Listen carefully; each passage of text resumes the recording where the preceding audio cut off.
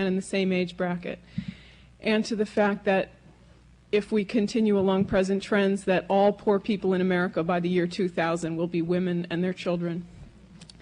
This is an issue that concerns us both as policymakers and as women.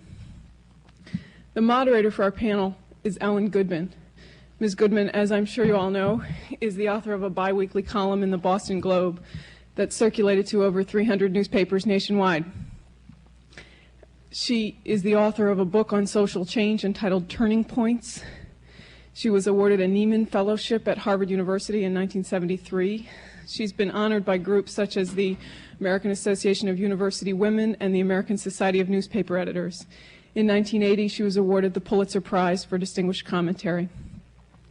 So that we approach the problem of feminization of poverty with the proper humility, I'd like to start off with one of the themes that Ms. Goodman has said runs through her columns, and that is, wait a minute, it's not as simple as that.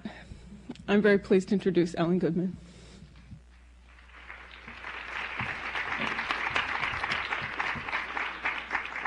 Thank you. I just want to say that as I was sitting and listening to Tamara's wonderful lecture, that I sympathize tremendously with Eleanor Roosevelt as a column writer.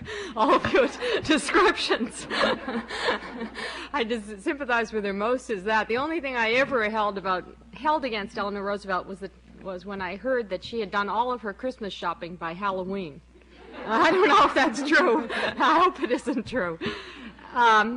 We have a very simple format this morning. I'm going to introduce all of the panelists. Each one is going to speak for about 10 minutes, and then we hope to open to questions. I may take the first question, and then I may give the first question, and then any of you will please pop up. Our first panelist this morning is Linda Gordon, who's a professor of history at the University of Massachusetts, and she's the author of many books, including Women's Body, Women's Right, A Social History of Birth Control in America, and America's Working Women. Ms. Gordon graduated from Swarthmore College and holds an MA and a PhD in history from Yale University. Our second panelist will be Janet Diamond, who is currently the Special Project Director for Employment and Training for the Massachusetts Department of Public Welfare, a single mother for 18 years. She also collected AFDC for several of those years. She received her BA in English from the University of Massachusetts at Boston. Teresa Ama will be the third panelist, who's a visiting assistant professor of economics at the University of Massachusetts at Amherst on leave from Wellesley College. She also coordinates the literacy project of Women for Economic Justice. She graduated from Smith College and has a PhD in economics from Boston College. And our fourth panelist will be Cordina Hill, the director of the Adult Literacy Resource Institute at Roxbury Community College. She is the former director of the Multiracial Center for Battered Women, an active board member for Women for Economic Justice, and aide to incarcerated mothers, and she holds a BA from Connecticut College and a master's in public... University of Connecticut. Ah, was wrong, sorry. University of Connecticut and a master's in public health from the University of Michigan. Linda will begin by talking about the evolution of welfare policy for women. I actually want to start by telling you a story. This is a true story, but I made up a name.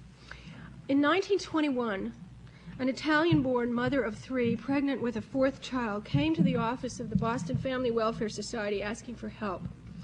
Mrs. Guarino, as I will call her, said that she had been deserted.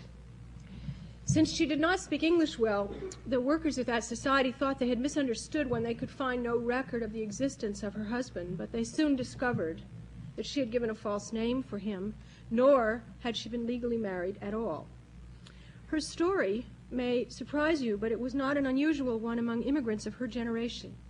She was brought to the United States in 1914 by the Central Italian Bank Steamship Agency for an arranged marriage through a procedure that was essentially like an indenture in which they brought her here and she had owed for her passage. The marriage ceremony which she underwent turned out to be a fraud. The so-called marriage license was, in fact, her alleged husband's naturalization papers because, in fact, he was already married to a woman in Italy. Now, in 1921, it seems that his legal wife of 22 years had arrived in Boston, he having finally raised enough money to bring her and his children from that earlier marriage, and he had, quote, deserted. However, he had done so with the cooperation of the second Mrs. Guarino, with whom he had been completely honest, but she in turn had repeatedly lied to the social workers, attempting to protect this, what you might call common law husband of hers. The welfare agency worker came into her home and found it absolutely unsuitable for children. She had 2 rooms without a toilet. The rooms were, and I'm quoting, filthy, windows dirty, curtains dirty, floor and everything else in the room dirty.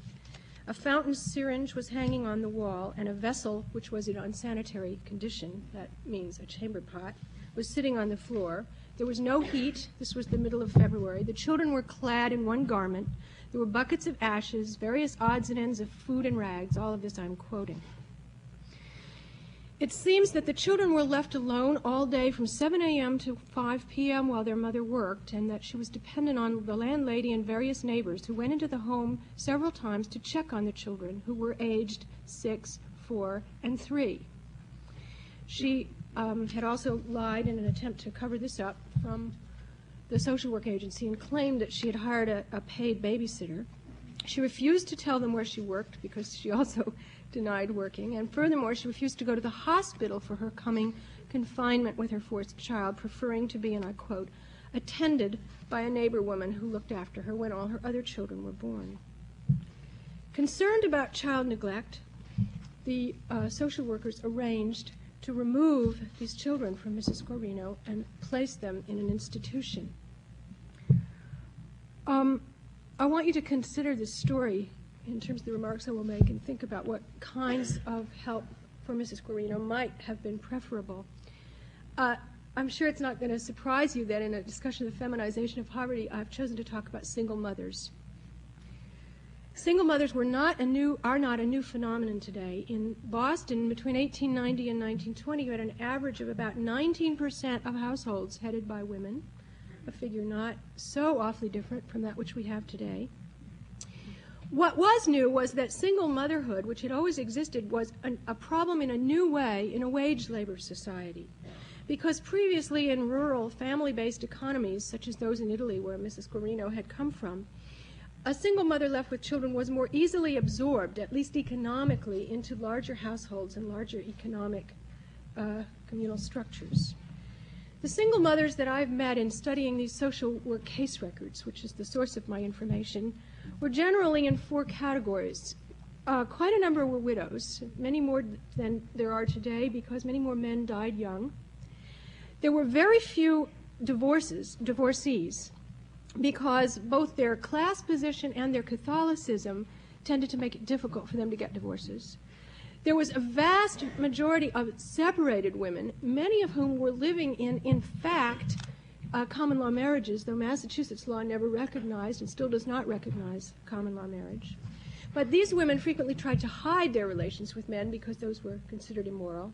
And finally, you had a very small group, the 4th group, of women who had never been married. But those were the minority.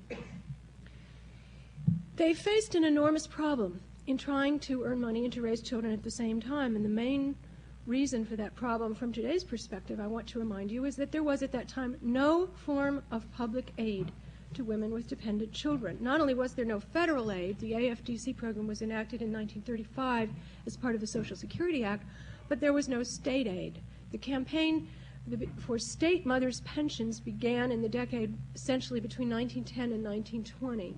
But essentially until 1920, and even for a long time thereafter, most women had no access to anything other than small pittances of private charity. And to obtain that, you had to go to great lengths to prove your moral blamelessness in how you got into the situation of being a single mother in the first place. There was essentially no daycare. For reasons that I cannot go into now, reformers at that time really did not consider as a serious alternative what we take for granted today, which is arranging something for you to do with your children during the day and then have them return to you in the evening to stay at home. What childcare consisted of was long-term institutionalization in orphanages or other asylums. I want to point out that the population of orphanages at this time was in the majority composed of children who were not orphans. In other words, children who had at least one parent living. It was extremely dangerous for poor women to place their children temporarily in such institutions because their fear of not being able to get those children back was a well-grounded fear. It frequently happened that because of tremendous bias against them or because of their own inability to navigate the complex bureaucratic system, you lost your children forever. The main way that most women in this situation attempted to earn a living was through what was then called home work, which meant doing various kinds of labor in the home, either industrial labor such as garment piecework or more entrepreneurial labor such as doing people's washing. The major form of occupation for working women at this time was live-in domestic service, which was something that at the very best could be done with a small nursing infant. Once your child grew to an older age, you would be expected either to get rid of your child or to give up the job. The picture was very bleak. One of the reasons I emphasize this is that our current AFDC program is subject to a great deal of justified criticism. I do not mean to undercut that criticism, but I think it's important to remember that historically that reform was an enormous victory for women and particularly for single mothers. But I think for all women, too. First of all, I want to point out that it seems to me that the status of single mothers is in some ways emblematic of the status of all women, because the prospect of what it is going to be like to be a single mother, it seems to me determines a great deal about how women conduct themselves while they are in marriages. That women's ability to dare to demand respectful, dignified, not to mention equal treatment in a marriage depends upon what the alternatives are. If the conditions of single motherhood are too bleak, it seems to me that women are unlikely to be willing to take risks in standing up for their rights while they are in marriages. And this is in turn because of another factor, and that is the historical record of powerful attachment between mothers and children. Although I personally doubt that that attachment is biologically determined, that attachment has nevertheless been one of the great universals in the study of women. In fact, the notion that the family has become today more tenuous and more problematic is only correct if one conceives of the family as having marriage at its core. If one conceives of the family as having mother-child relations at its core, I do not see any evidence that the family is becoming weakened or problematic. Even many of us today who are critical of discrimination against woman-headed families, it seems to me remain in other ways still trapped by certain assumptions that privilege the two-parent, that is what used to be called male-headed family. One of the important of those assumptions is the idea that individual families ought to be able to support themselves, to be able to live on what they earn. In fact, being self-supporting has been a privilege only of male-headed families which have been able to benefit from the free labor of housewives and mothers. And not all of them at that, I might point out. Single mothers have never had that option, but in fact were forced essentially to choose between earning a living and raising their children decently. Furthermore, the notion that the proper family somehow ought to be economically and socially independent is an ahistorical notion. Families have always been dependent on and regulated by larger communities. Thus, the grievances that we have today about the welfare system, coming from both sides, on the one hand from those who resent having, as it is put, to pay for others, and on the side of recipients, the grievances against what they conceive as external control over their lives, are both reasonable and both very understandable from the experiential way, but I want to point out that both grievances are ahistorical. In all societies, people pay for others. In all societies, personal life is externally regulated. I do not mean to be in any way apologizing for or justifying an oppressive and seems to me in some ways extremely biased system of using welfare as a form of social control. That's not my point. My point is that social control is not something that we've ever done without. The question is who forms the policies and the principles of that social control, who is in control, and for what ends that control is used.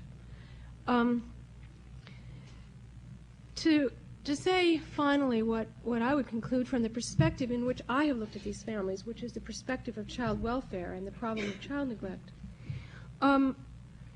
Too often, people in all these agencies continue to deal with single parenthood and single mothers as if it was an aberrant form, a form which, even if you don't wish to discriminate against, you wish would somehow go away, would disappear, and we could get back to talking about some so-called normative form of family structure.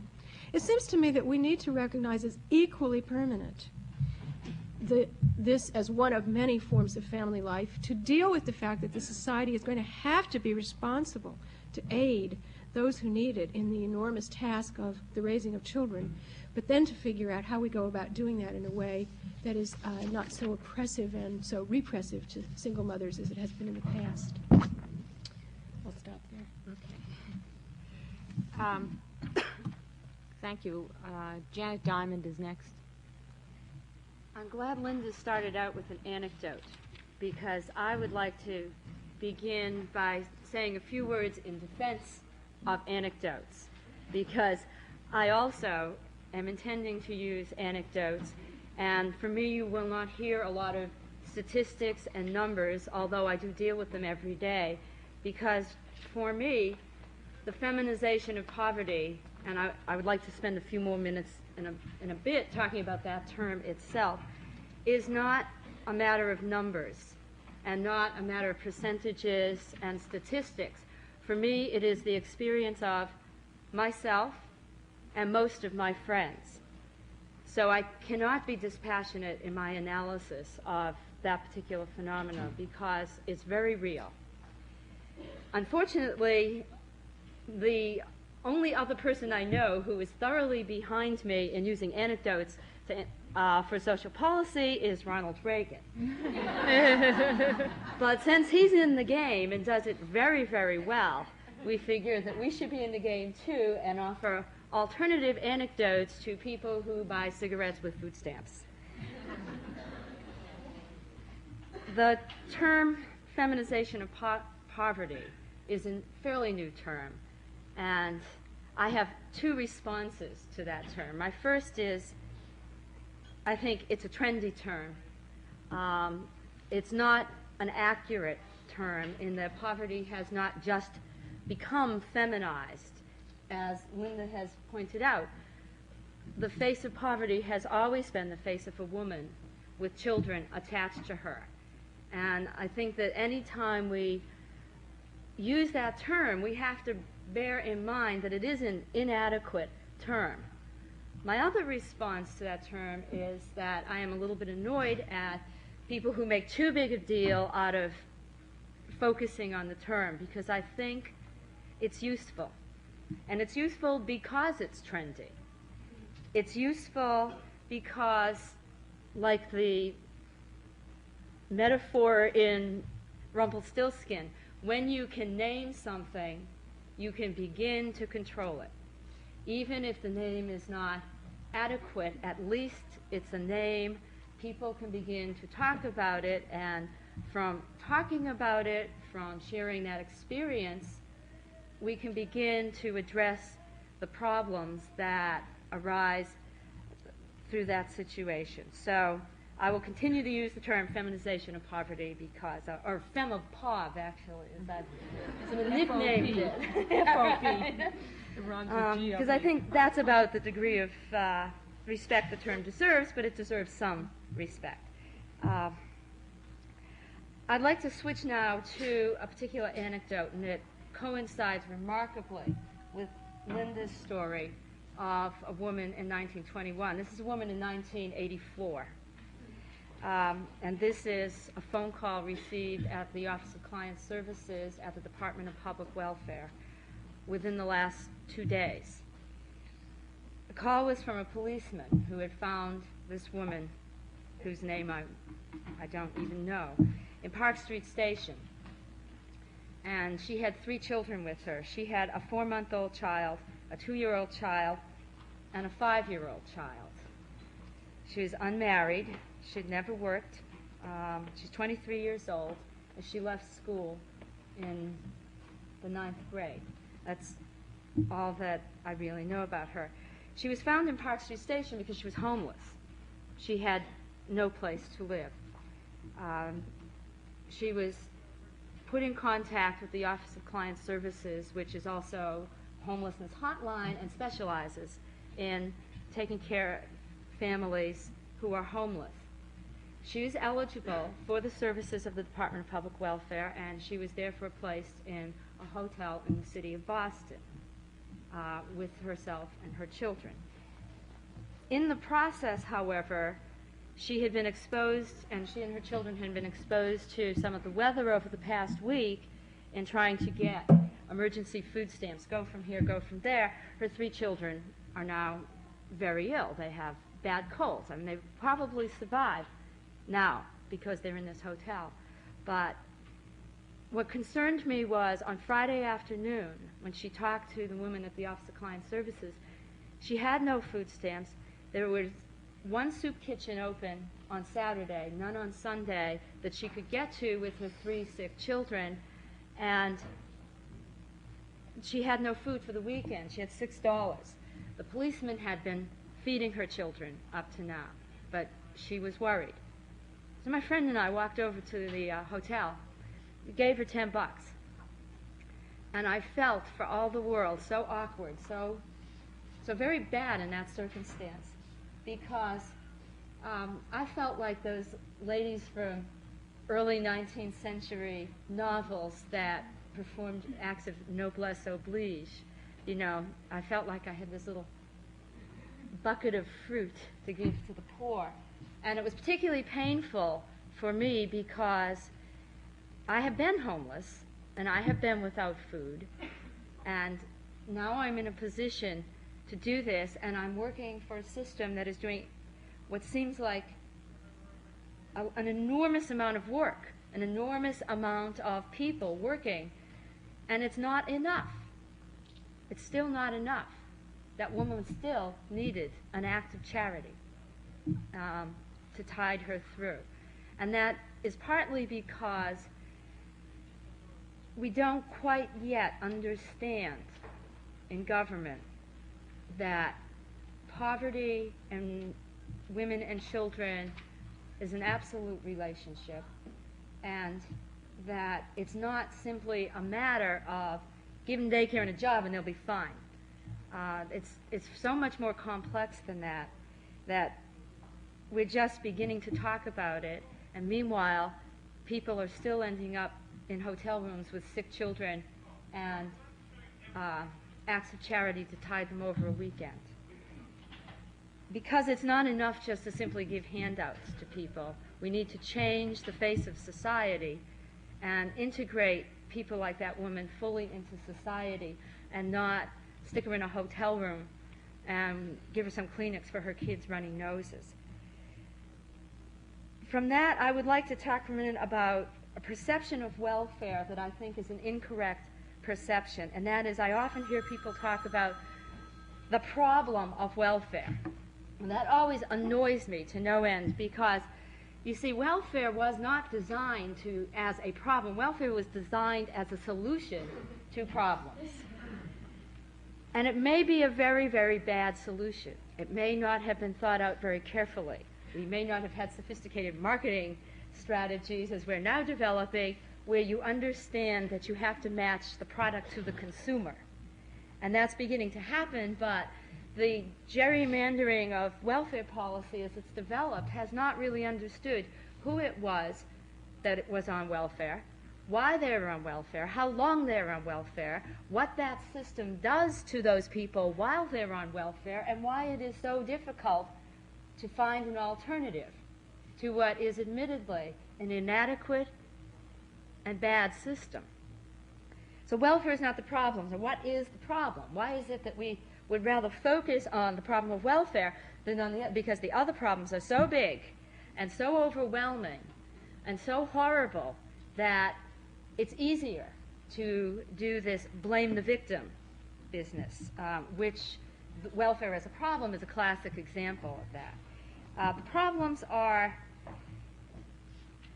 inadequate holding together of family units, inadequate supports for family units to stay together. The problem is lack of education, particularly for certain populations, particularly, I think, inner city populations. The failure of our educational system to adequately provide the skills, the literacy for people to make their way in a contemporary world. The problem is beyond that is inadequate salaries for women. I mean, and that is the bottom line, that most women who end up on welfare will tell you that it doesn't pay to go to work. And they're right. Mm-hmm. It doesn't pay to go to work. Not if you can't earn more than $7,000 a year. And you add to that the cost of child care, which you may end up paying all or part out of your own pocket, the cost of transportation to and from work, the cost of pantyhose, which you must wear. All of that comes out of the money that you do not have to feed your children. And minimum wage was never designed to support a family. Minimum wage is not even designed to support an individual. Minimum wage is designed as a supplemental salary to somebody else's salary, because again, it's that model of the family that we all have from our Dick and Jane primers that just totally does not address reality. So we feel comfortable with saying, well, if you just go out and get a job and stop being so lazy, you know, maybe then what? She'd still be poor. She'd be poorer. And therefore, that when we start designing employment and training programs to address the problem of welfare, and that's in quotes, we have to understand that enormous amounts of resources are going to have to go into this if we're going to not fail those women and trick them off of welfare into something that's going to be every bit as miserable and a lot more difficult for them.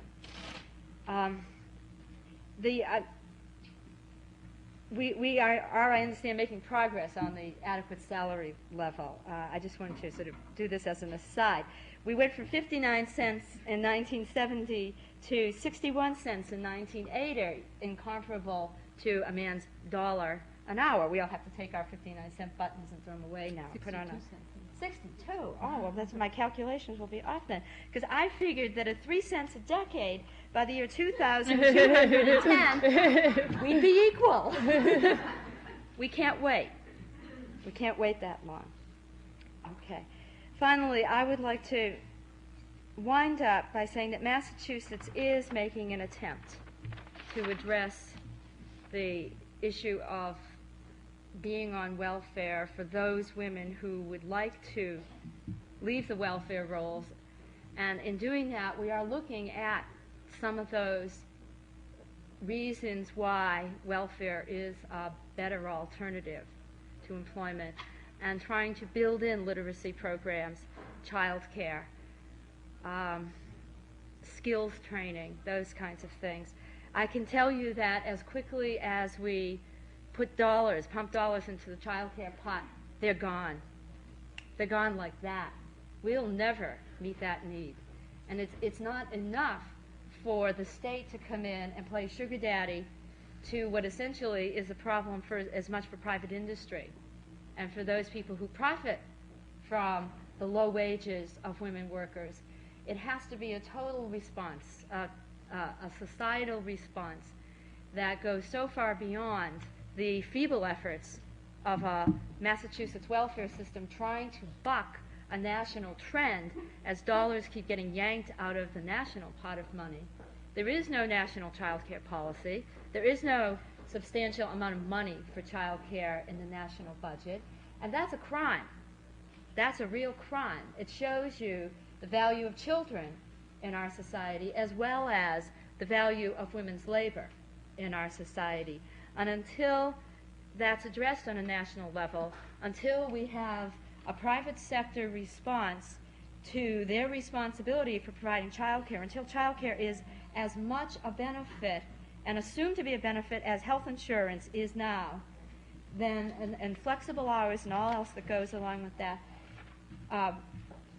we won't even begin to look at this feminization of poverty issue in a rational manner. Thank you, Janet. Teresa Amott is next. I'm an economist, which means that people usually start looking for the exit when I begin to talk. And they expect me to begin to talk with numbers and statistics. Yeah?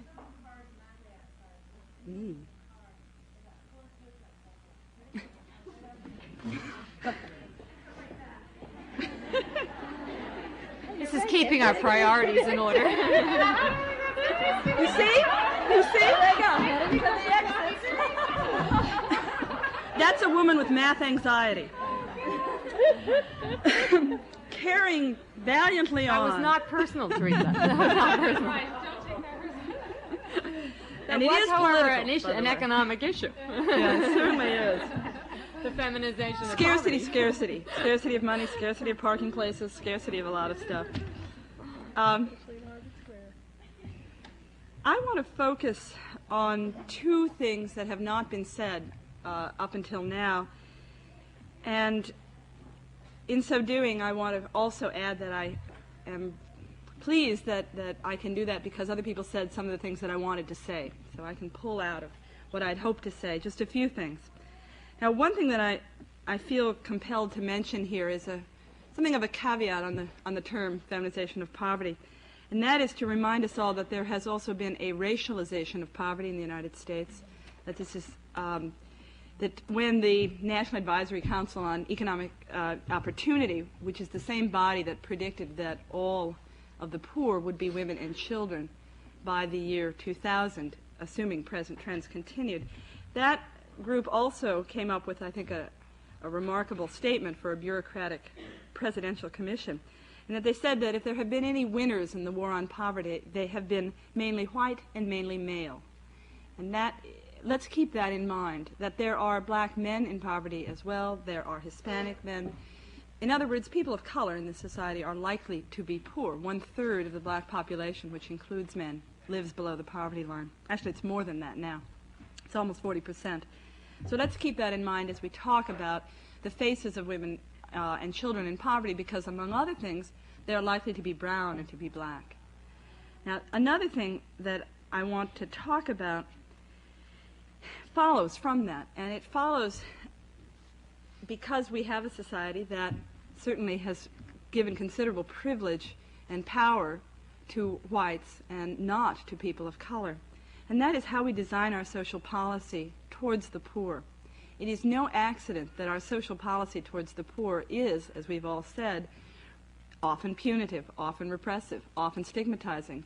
And one reason for that is because many of those who participated in the tax revolt, who feel that those on welfare are lazy, simply should get a job, etc., are people who add a racial dimension to their understanding, and they say, well, those people I don't care about. Those people are marginalized. They're not important to me. I'm not going to pay for a woman on welfare, particularly if she is black. And I really want to stress that. I know it sounds a little harsh, but I think we've got to keep that in mind. There's a sociologist named Diana Pierce who's spoken about our public assistance programs as being divided into a primary and a secondary tier.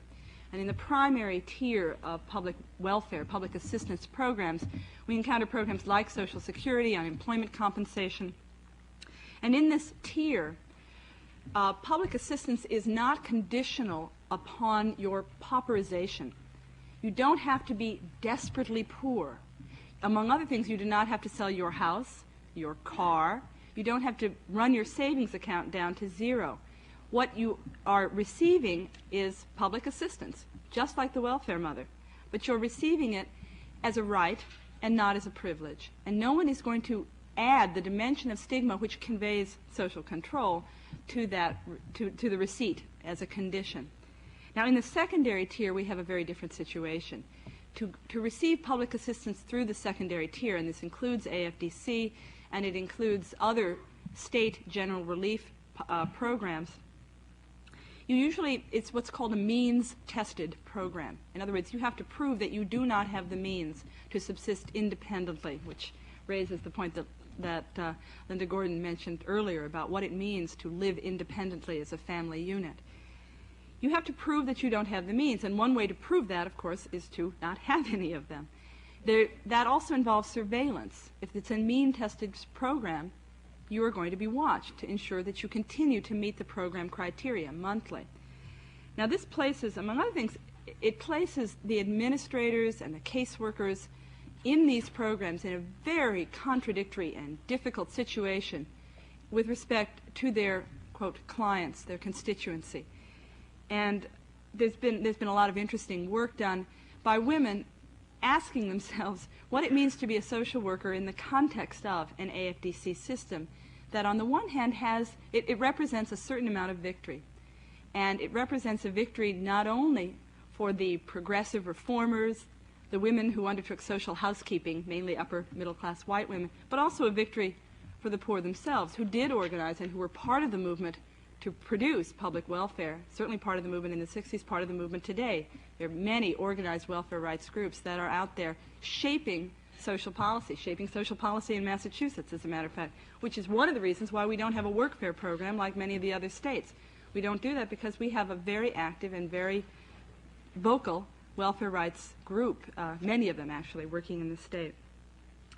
So what we have then is a system in which the forms of public assistance are very different depending upon the recipient of public assistance. And what we've stressed up until now has been the fact that if the recipients are women and children, then child rearing has very little value in our society, and as a result, they are given a certain kind of treatment, either neglect or sometimes, unfortunately, very bad treatment. That's also true, keep in mind that's also true because public perception is that recipients of welfare are people of color. They are disproportionately people of color, certainly not in a majority people of color. And we have an apparatus that we wish to push on, that we want to work with. We want to take that AFDC system and we want to change it. We want to carry on what Eleanor Roosevelt said. This is a beginning. Now we've got to move it. We've got to mobilize and make that system what we want it to be. We want to make it, among other things, we want all welfare systems to be primary welfare systems, to be seen as part of a social obligation on the part of a society to support those members of the society that, for whatever reason, are incapable of gaining employment at a living wage. Now, the other thing I want to add is just a question of language. I found myself in the first few years of talking about this issue saying women who did not work.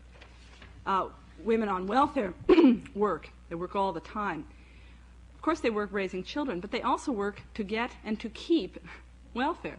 It's very hard work. You have to file monthly reports. You have to trot in and out all of the time. And you have to do a lot of work simply keeping it together with a very inadequate level of benefits. And I want to close with an anecdote, too. I don't think I used one number, and this has got to be a first for me. I brought them all with me. They're right here. It was the tow trucks. This unhinged me completely, and I lost all professional presence here. I want to give you an anecdote, too, and this is an anecdote which I hope will shock you all. And mostly I hope it will shock you so that you will do something. I also have many friends on AFDC, many of them in states where the welfare rights constituency has been less organized because of more repression or because it's a more rural and spread out population. I do a lot of work in Appalachia, for example, where welfare benefits are lower than they are here, not surprisingly. And my friends in West Virginia, in eastern Kentucky, in Tennessee, in the hollows, or the hollers, as they say, have a way of dealing with the inadequacy of food stamps, which is that when they get their food stamps, they buy a lot of popcorn. Now, popcorn is very cheap. It's also very filling. And lastly, it makes you very thirsty. So if you eat a lot of popcorn and drink a lot of water, you're going to feel very full. And that's how they make it through to the end of the month, by eating a lot of popcorn and drinking a lot of water. Now, I find this unconscionable. Eleanor Roosevelt would have found it unconscionable. I assume we all find it unconscionable. So the question is, what can we do about this anecdote, other than carry it around with us as cocktail party chit-chat? And I hope that in the questions we can address some of those directions for action. Thank you. Hi, I'm really happy to be here to talk about what is sort of an ever-present reality for myself and for women and people of color. When you're the last on the agenda, usually everybody has already said what you were going to say. And Teresa, you took my line, because my line was that the whole feminization of poverty, number one, people have already said it is not new. Poverty has been well known among black families, Hispanic families. It is not just women and children, even though 77.7% of poor people are women and children. The other 30%, you can be assured, is black and Hispanic men, with a few white working class men. And I think that's extremely important. I did have lots of statistics that I wanted to reel and roll off. I do think you have to have both. I really think for people, the focus and emphasis does have to be on the enormity, the size, and the seriousness of this problem. Particularly, and I would say this, I cannot emphasize enough, that it is a problem for this country, but it is the future of black and Hispanic families in this country is at risk, and more than just at risk. I mean, we are facing, and I would use the term genocide as a people in this society.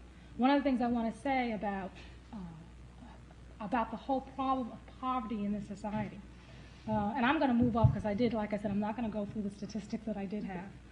But one of the things that I wanted to say is that I feel that the thing that concerns me primarily has been the acceptance, the acquiescence, and support for the policies of exclusion, for the fact that you have a large group of people who are not, who this society seems to feel that do not deserve to have the American way of life, where it is accepted that the unemployment rates among black people are sometimes 50% for black people, to 50%, 16% for black male, that is acceptable, that is in fact supported, where that it's acceptable that the infant mortality rate is almost a quarter for black infants, and that you have social policies in which school and infant feeding programs are cut off. That is it acceptable that many youth, primarily black and Hispanic youth, graduate from this country's schools, cannot read and write, cannot get entry-level jobs, and this is acceptable. That we have not, as a country, decided to make the commitment of resources, and I would say a commitment of resources in terms of money and personnel.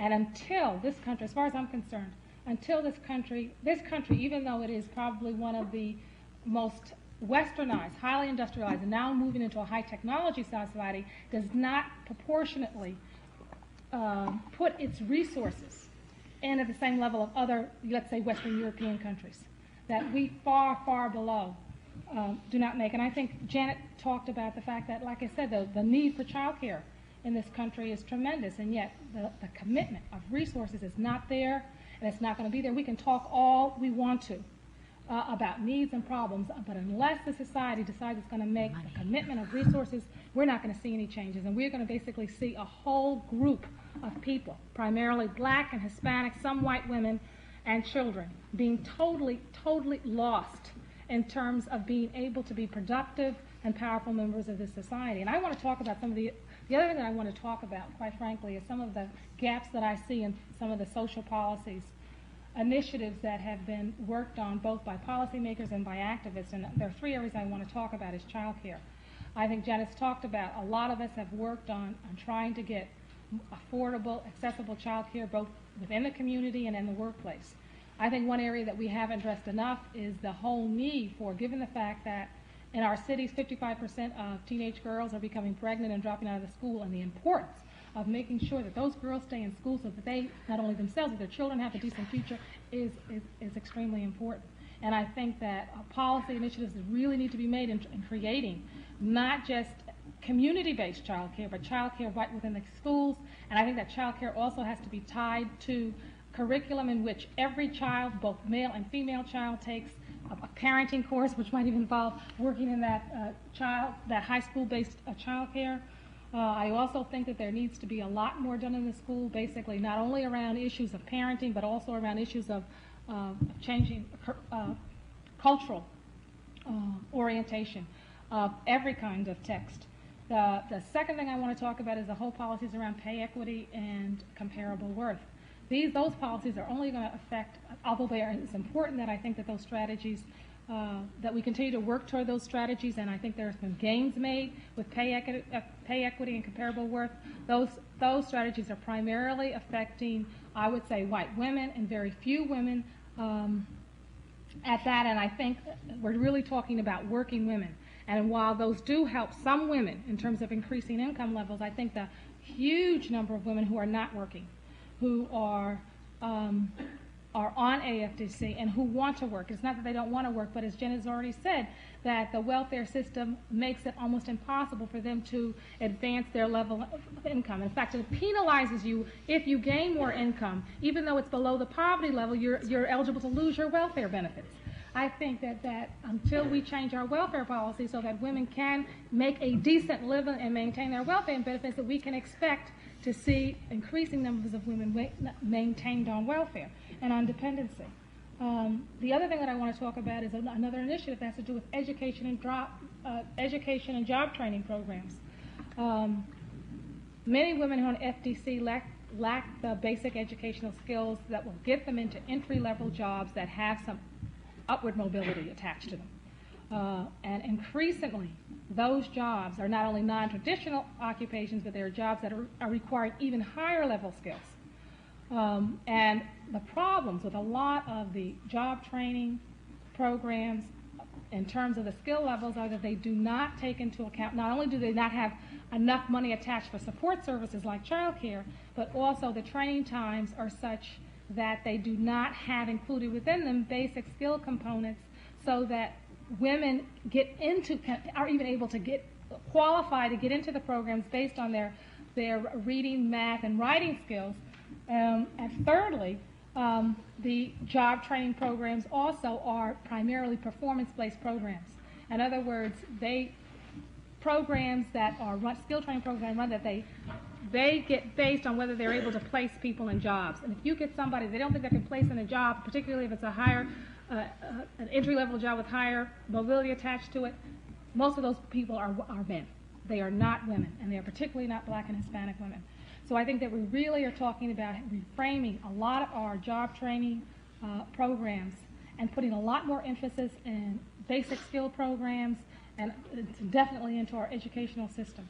And I cannot end again by saying that this society has not made the commitment and does not seem willing to make the commitment that it's going to take financially and otherwise to really make a change in poverty for black, Hispanic, white women, and children. And in fact, what is happening is that people are turning their faces the other way, and I think that one of the things, and I think Eleanor Roosevelt, in terms of her politics of conscience, I think one of the things that I think is happening within the women's movement, at least, is that we have to be a lot more people who are fearless and who are willing to speak up. Because I think one of the things that's being created in this country right now is a whole climate of fear, a climate of scarcity, a climate of economic insecurity, which reinforces people's tendency to feel that I've got to hang on to what I've got and try to limit what somebody else might get. And as long as we have that climate, and we have people being afraid to speak up for affirmative action and civil rights, who see trends to decimate some of the things that were very hard won during the 60s and 70s, until we see mobilization, and I mean widespread mobilization by women's groups, among black and Hispanic groups, that we are, unfortunately, are going to lose huge numbers of people of color and women, because we as a people, and I say we as a people, as in a society, have not been willing to make that commitment. Well, thank you all. It struck me just listening briefly that, and thinking about connecting this back to what Tamara was talking about, that this is maybe another period like in the one she described in the 1920s, when public policy seemed to be against a lot of the social reform programs, yet in place there were a large number, a huge network of women, both in social work, teaching, and all of those areas, who are mobilizable, if that's a word. I'll just start the discussion, and then please raise your hands for the next group of questions, because I think the most obvious one, just taking off from what Cornina was talking about, is what do you do in this political climate? If there is the sense that everybody here was talking about doing more, and everybody in the government is talking about doing less, it seems unlikely that even a Democratic administration with a $200 billion national debt is going to make a major financial commitment to a lot of the programs that we might want to see done. And there is a certain sense of futility that all of us feel at various times. Also, I think there's a sense of futility, justified or not, in terms of the programs making a difference to the very profound problems and very complicated problems of the poor, as many of the anecdotes describe. And I think maybe I would be inclined to move it to what do we do in 1984? And then that's, I know, much too big a question, so take whatever little piece of it you like, and then whatever you would all like to talk about. Raise your hand. I'm up. Anybody can say what we're going to do in 1984. I think the very hopeful things that is happening, particularly in the city of Boston, and I think people who've worked on the Mel King campaign and people who are continuing to work in the areas, the whole coalition building that is being done among the disenfranchised and some of the non-disenfranchised, to really do try to make a difference in the city hall, in the places where policy is made. And I do think that's a good trend. The other thing I think is really happening that I think absolutely has to happen is that I think poor women have to become politically mobilized. Even though I know that's extremely difficult, and I think Janet and I both know why. I mean, when you're dealing with day-to-day survival and you're eating popcorn as it's very hard for dinner, it's very hard to get concerned about getting out and voting and putting people in office who are going to vote for policies that will help you to survive. I think, to pick up on what Cornina said, another reason that I have perceived that it's very difficult to mobilize poor women to become politically active is because they don't have a candidate they can identify with. And that may be changing. I mean, and it's not changing fast enough maybe, but it might be changing. That we do need more minorities running for office. We need more women running for office, because poor women need to have somebody to vote for that they can feel as if speaks to them and not at them, around them, and about them. And I think that's something that we need to do, is start taking leadership in government and seizing control of the government directly, and not continue to be, as social workers and wives of presidents have been, advocates in a form of appealing to somebody else's conscience. I think we need to use our own consciences and just get out there and do the policy ourselves. Just to put another line of thought in, I want to say that I think we probably all agreed at this table anyway that the question of resources, how we're going to get more resources into this kind of area, is taken for granted. But I also think there's a certain kind of cultural change that's necessary and important, which is one of the things I was trying to get at in terms of talking about how we look at single mother families and what our perception is of them. And let me just give you one other historical example. In the first place, one of the points that I want to make about the development of mothers' pensions in AFDC is that this was a reform that was won by the massive, stubborn, and consistent demand of its beneficiaries. This was not something that some policy maker thought up as a wonderful solution. This is what women were essentially saying in a million different ways. We want a way to live and also to keep our children. But the second thing about this that's a very interesting example of how you immediately get then a negative side of a good reform coming in has to do with Teresa pointed out, this is a means-tested form of aid. It's also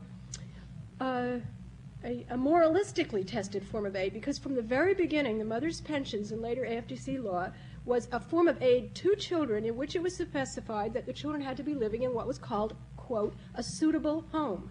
Now, that is another form of testing, and who is it that was deciding what was a suitable home? I have a feeling, I don't need to go on about that a lot of you are aware of the long histories of all kinds of racist and tremendously sexist and sexually repressive norms that went into deciding what was suitable for children. We see it today in another field in which is really the main topic of my research, which is about family violence, about child abuse and child neglect, that a person on welfare is absolutely vulnerable, or perhaps I should say absolutely loses any privacy in terms of the power of the state to enter that home and to inspect it at any time in terms of what's going on in relation to those children. A person not on welfare, a person in this more privileged form of family that is able to survive on a male wage, etc., does not have that vulnerability.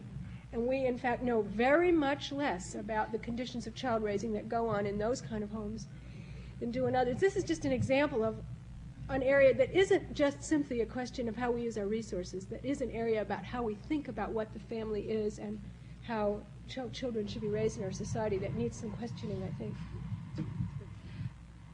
I guess I want to say two things. One, what we could do for 1984, and two, why that won't make much difference. What we could do for 1984 is on the tip of everyone's tongue, which is that we have there are two reasons to that deficit, reasons why we have that deficit. One is that we have massive military spending. The other is that we have very high unemployment, so people can't pay taxes because they have no income on which to pay taxes. If we put people back to work, the deficit will shrink. In addition to which, if we cut the military budget, there will be made available. But there's a kind of mystique about this notion that is very popular in sort of progressive liberal circles. Well, we'll cut the military budget. Now, it doesn't work that way. You don't just transfer. In fact, these things are often called transfer amendments. We'll transfer X billion dollars from the military to the social services budget. It doesn't work that way because it's not like a checking and a savings account. There is, of course, a very strong, powerful, organized political constituency behind military spending. It is not just the manufacturers of weapons. All of American corporate interests benefit from, to a certain extent, from our serving as policemen for the world. So that is one problem. However, the money is there. It's available. It's available in the spare parts fraud, for example. We could just get one of those $9,000 Allen wrenches, which is a piece of metal about this big, shaped like a funny-looking L. Could feed a family of 8, yes. So there is money there, but it's not quite so simple to transfer it. For 1984, it seems that is the struggle. The struggle is to find a political candidate who will, dare I say it, have the balls to move some of the money out of the military spending budget, out of military spending into social services. But that is not a simple transfer. And that means that there has to be mobilization and political work and building. And that's what I guess the other thing I wanted to say, which is that mobilization, the mobilization to change how we think about family life, how we think about individual families existing in the context of a larger society, what we think resources are about. Are they for society to use communally, collectively, for the advancement of all? Are they to be selfishly garnered and kept to oneself, particularly if one is bigger and more powerful than anybody else? All of these are questions that involve a very long-term struggle, which has a long history in the United States and elsewhere, and that's part of the struggle that I think advocates of increased social services have to come to see themselves as part of a struggle to redefine the family, to redefine work, to redefine society, and to redefine collective use of resources. And that is not a struggle that can be won by 1984. Do we have a question from the floor? Yes.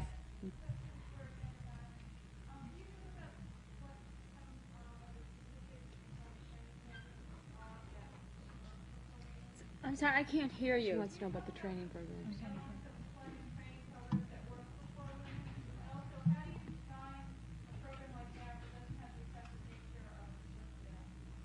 Yeah, You hire a welfare mother to design it. That's the easy part of the question. The employment and training program, which just actually got off the ground in November, I think I want to say a word first about what preceded it and why it is difficult to make that kind of change.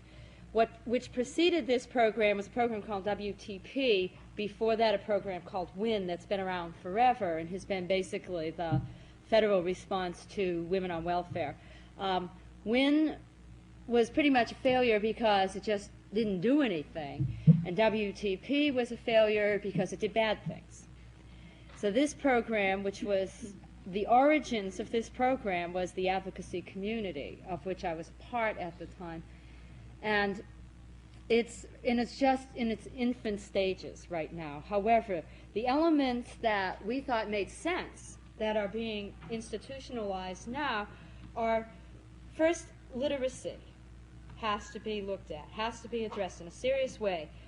We didn't know anything about in terms of numbers, in terms of statistics, about the AFDC population, because under a previous governor, the organ in the welfare department that collected that information was disbanded.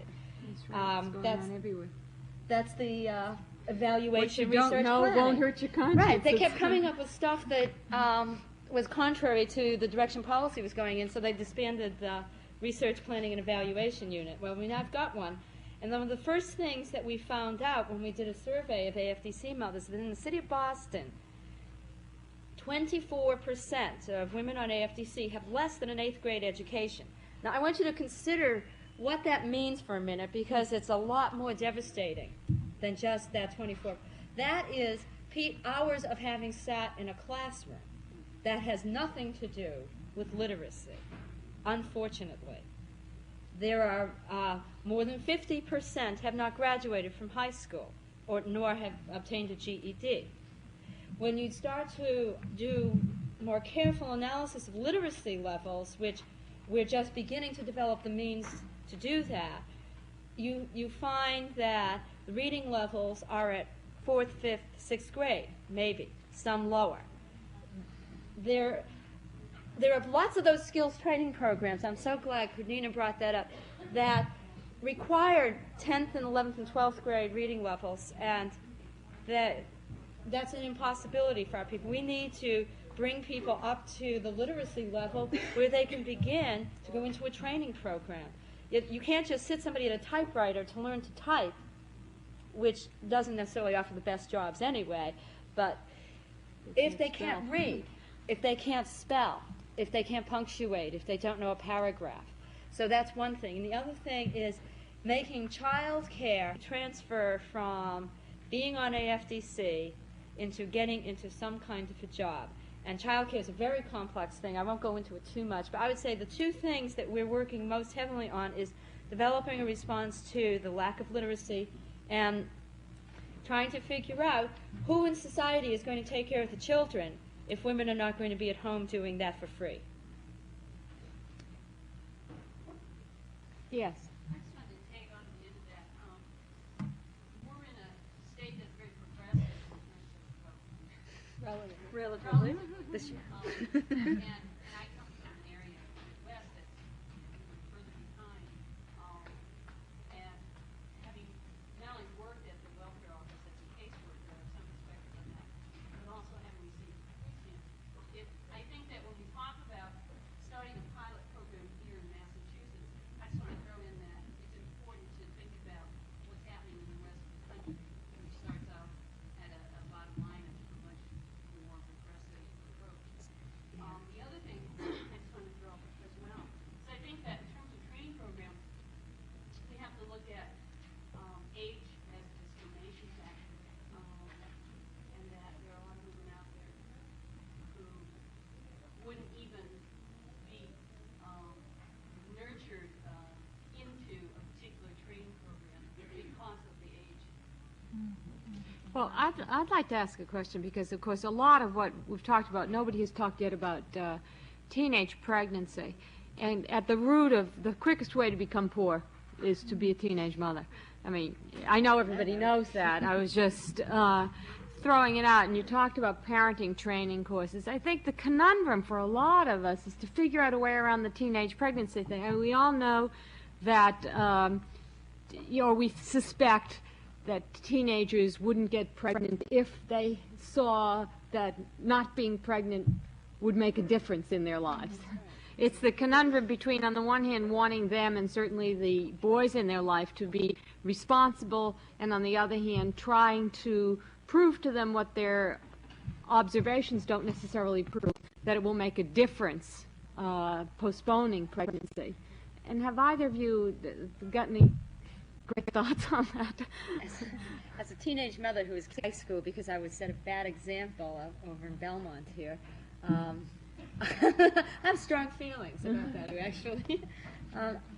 I think what you said is exactly right. I think teenage pregnancy and the increase in teenage pregnancy is a logical response to a failure of any viable alternative. For the fantasy factor, if you can't imagine being anything other than that, then that's a good way to get some support and an apartment, and to think about this little thing that will love you, who isn't going to stay this small for about 3 months, but don't necessarily think that thing through. I think what we need to do is exactly what Cordina said. We need to have, make it not a disaster to be a teenage mother. And I know that sounds like, those moralizers who say, oh, you're making it easy for them, they'll do it more. Well, that's nonsense. Just like that, I think there was an article in the Globe by the president of 17 magazine who said that the woman, a stigma must be attached to teenage mothering so that we keep people from having it. This was in response to the woman who was kicked out of the National Honor Society. That's ridiculous. But I mean, the first concern, though, I think for most people, would be preventing that from happening. Yeah. That it's such a complex issue, Ellen, because we're really talking about changes. If you're talking about increasing teenage, particularly Black and Hispanic teenage mothers from teenagers from becoming pregnant, you're really talking and increasing. And one reason they not get pregnant is if they felt they had a future, that they had options, and part of that has to do with the educational system and making sure that there's better counseling. And right now, there's maybe one counselor to serve 100 students in a school, showing that they're. And the other thing I think has to do with it has to do with the whole structure of this society. And a girlfriend and I, in fact, I'll give you an example. We were sitting down trying to think of what's the last movie we saw in which there was a Black female character who was the major theme and character of that movie. Well, we sat there for 15 minutes before we could come up with one movie. Where are the heroines for Black women and Hispanic women within society, within the media, within the thing? There have been a few programs, but quite frankly, when you start talking, one issue is increasing self-esteem. And certainly there have been, historically, lots of strong Black women who have been renowned in books. But let's say it isn't a common phenomenon within this society to acclaim and talk about the contributions and to talk about the lives of Black women, or even to represent within the media the lives. You pick up a magazine, and how many pictures of Black or Hispanic women or Chinese women do you see within the media? We're talking about within this, there's a lot of things that have to change within the society. We talk about this being a pluralistic society, and yet the main standards and values are still white, Western, and thing. That quite frankly, if we look at, like I said, literature, we look at media, we look at institutions and their values, they don't reflect the variance and the Black, Asian, or Native American Indian culture. Well, I only really raised that because it seemed to me, and then we'll take another question, that one of the ways in which people get off the conscience hook over the feminization of poverty is by saying, oh, women are poor only because they can't keep their legs crossed when they're teenagers, that it becomes the latest way, and particularly with great racist overtones. Men can't keep their legs crossed. I'm telling you. Nobody says therefore they should be poor. This is not my message. I'm strictly transferring. Can I just say one quick thing go ahead. Which is that if you look at industrialized countries anywhere in the the last century, you will see that as income and education and job opportunities, as measured by wages, rise for women, fertility declines. It always happens. If you give women education, jobs, and income, fertility falls. Someone had a question over there. Yeah.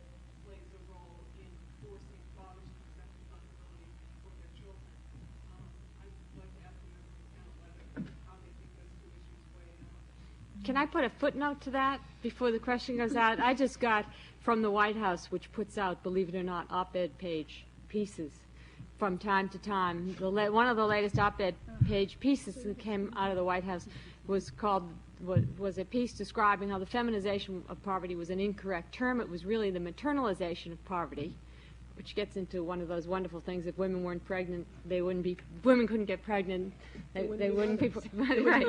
But, and then went on to say that the White House solution, quote unquote, to this problem was child support enforcement, and the average child support payment to be enforced is what, $25 a week or something, whatever. Go ahead. Well, I'll just start by saying a historical word. I don't know if it's going to help you, but it's my same old word, which is that it's not new. The story I opened with, I don't know if you got the implications, is that the story of the woman I call Mrs. Guarino, who had a bigamous husband, right?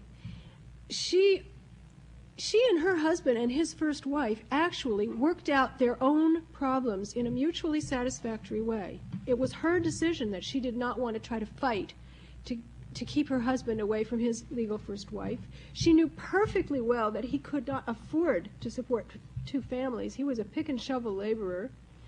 And furthermore, she, for whatever reasons, and I'm not implying she wasn't a victim, she nevertheless wanted to respect his decision to go with his original family, partly out of a religious motive. She was one of lots of women who have deep personal interests in not trying to collect child support from their husbands, sometimes because they know their husbands can't afford it, sometimes because their husbands have been abusive and their relationships are deeply, deeply embittered, sometimes because there is a level of what the agencies see as collusion in trying to get him off the hook. I understand that there is another side, but it does seem to me that the whole thing is skewed by this social expectation that you're supposed to have a family in which it is a man's job to support that family, that is supposed to be the norm, and that even if they don't actually live together, that he still individually and personally has that responsibility. And I think that it will continue to be a problem difficult to solve until we can move away from such a deep sense that that is the normative family pattern. Yes. Are you arguing that the father doesn't have any responsibility to help support the child? No, I'm not. You see, that's what I'm saying, trying to make this, I think, fairly subtle difference. What I am saying is that there are not only legitimate, but there may be equally desirable family types in which a father does not support that family, either because it doesn't exist or because he can't afford it. And the point is, I'm saying that it's hard to figure out when it is. I understand. I'm not talking about her trying to do it. I'm talking about social and collective responsibility for that family and those children. All I'm saying is that I don't think we can make those distinctions properly and in a caring way. In other words, the distinction between when the father should be pressed and when he should not, that we cannot make those distinctions as long as we still have in our minds the image that there is a normative family in which the father is supposed to support, and that there is something deformed, inferior, pathological, aberrant, whatever the word is, about a family which depends on the larger society for support. I just think it's in the back of the room. Louder? A little louder.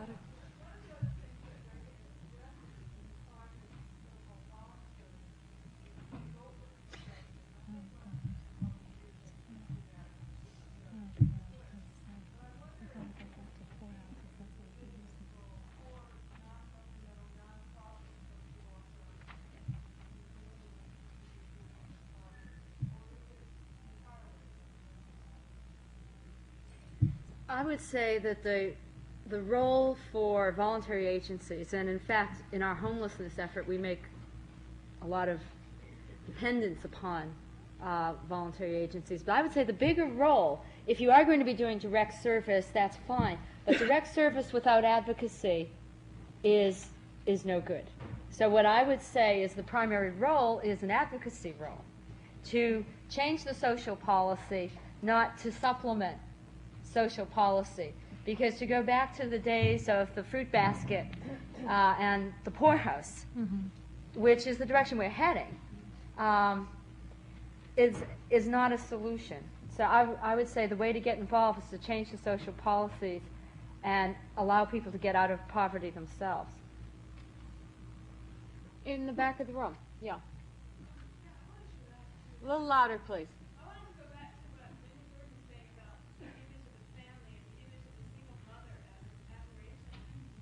How would you go about changing that? Do you want to work with media images or with textbooks?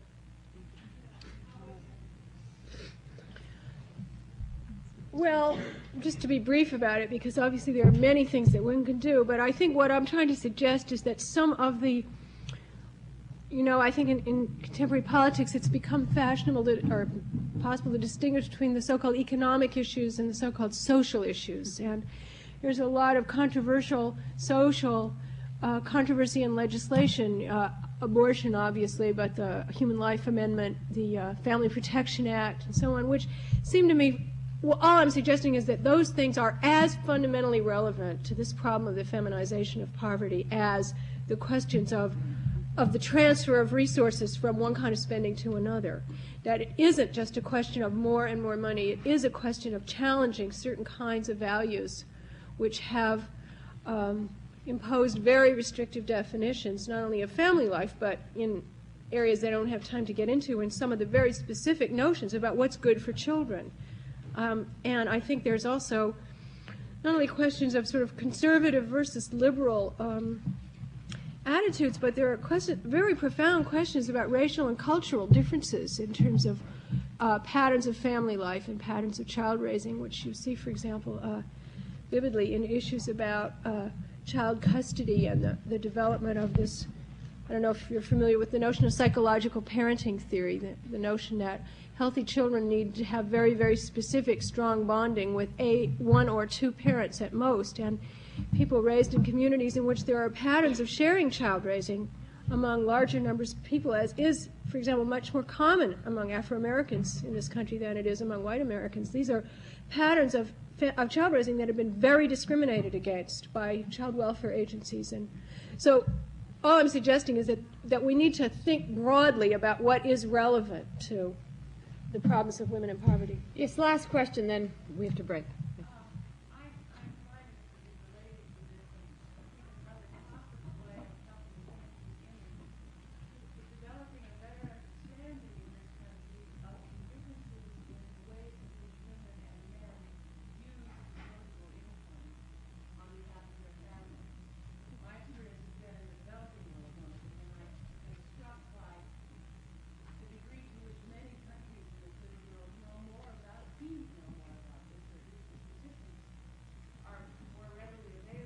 That's interesting.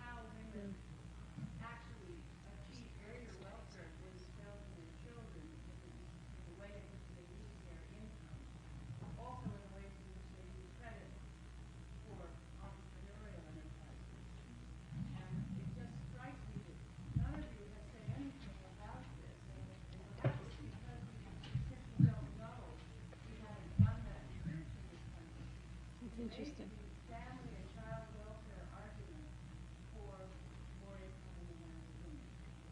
That's interesting. Anybody know anything about that? You opened our minds. A good place to end. Thank you all very much.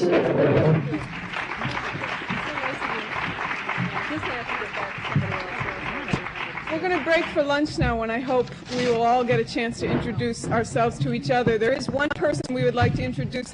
We're going to start with the International Human Rights Panel. After Franklin Roosevelt's death, Eleanor Roosevelt became actively involved in human rights issues. Most importantly, she was the first U.S. delegate to the UN during Truman's administration.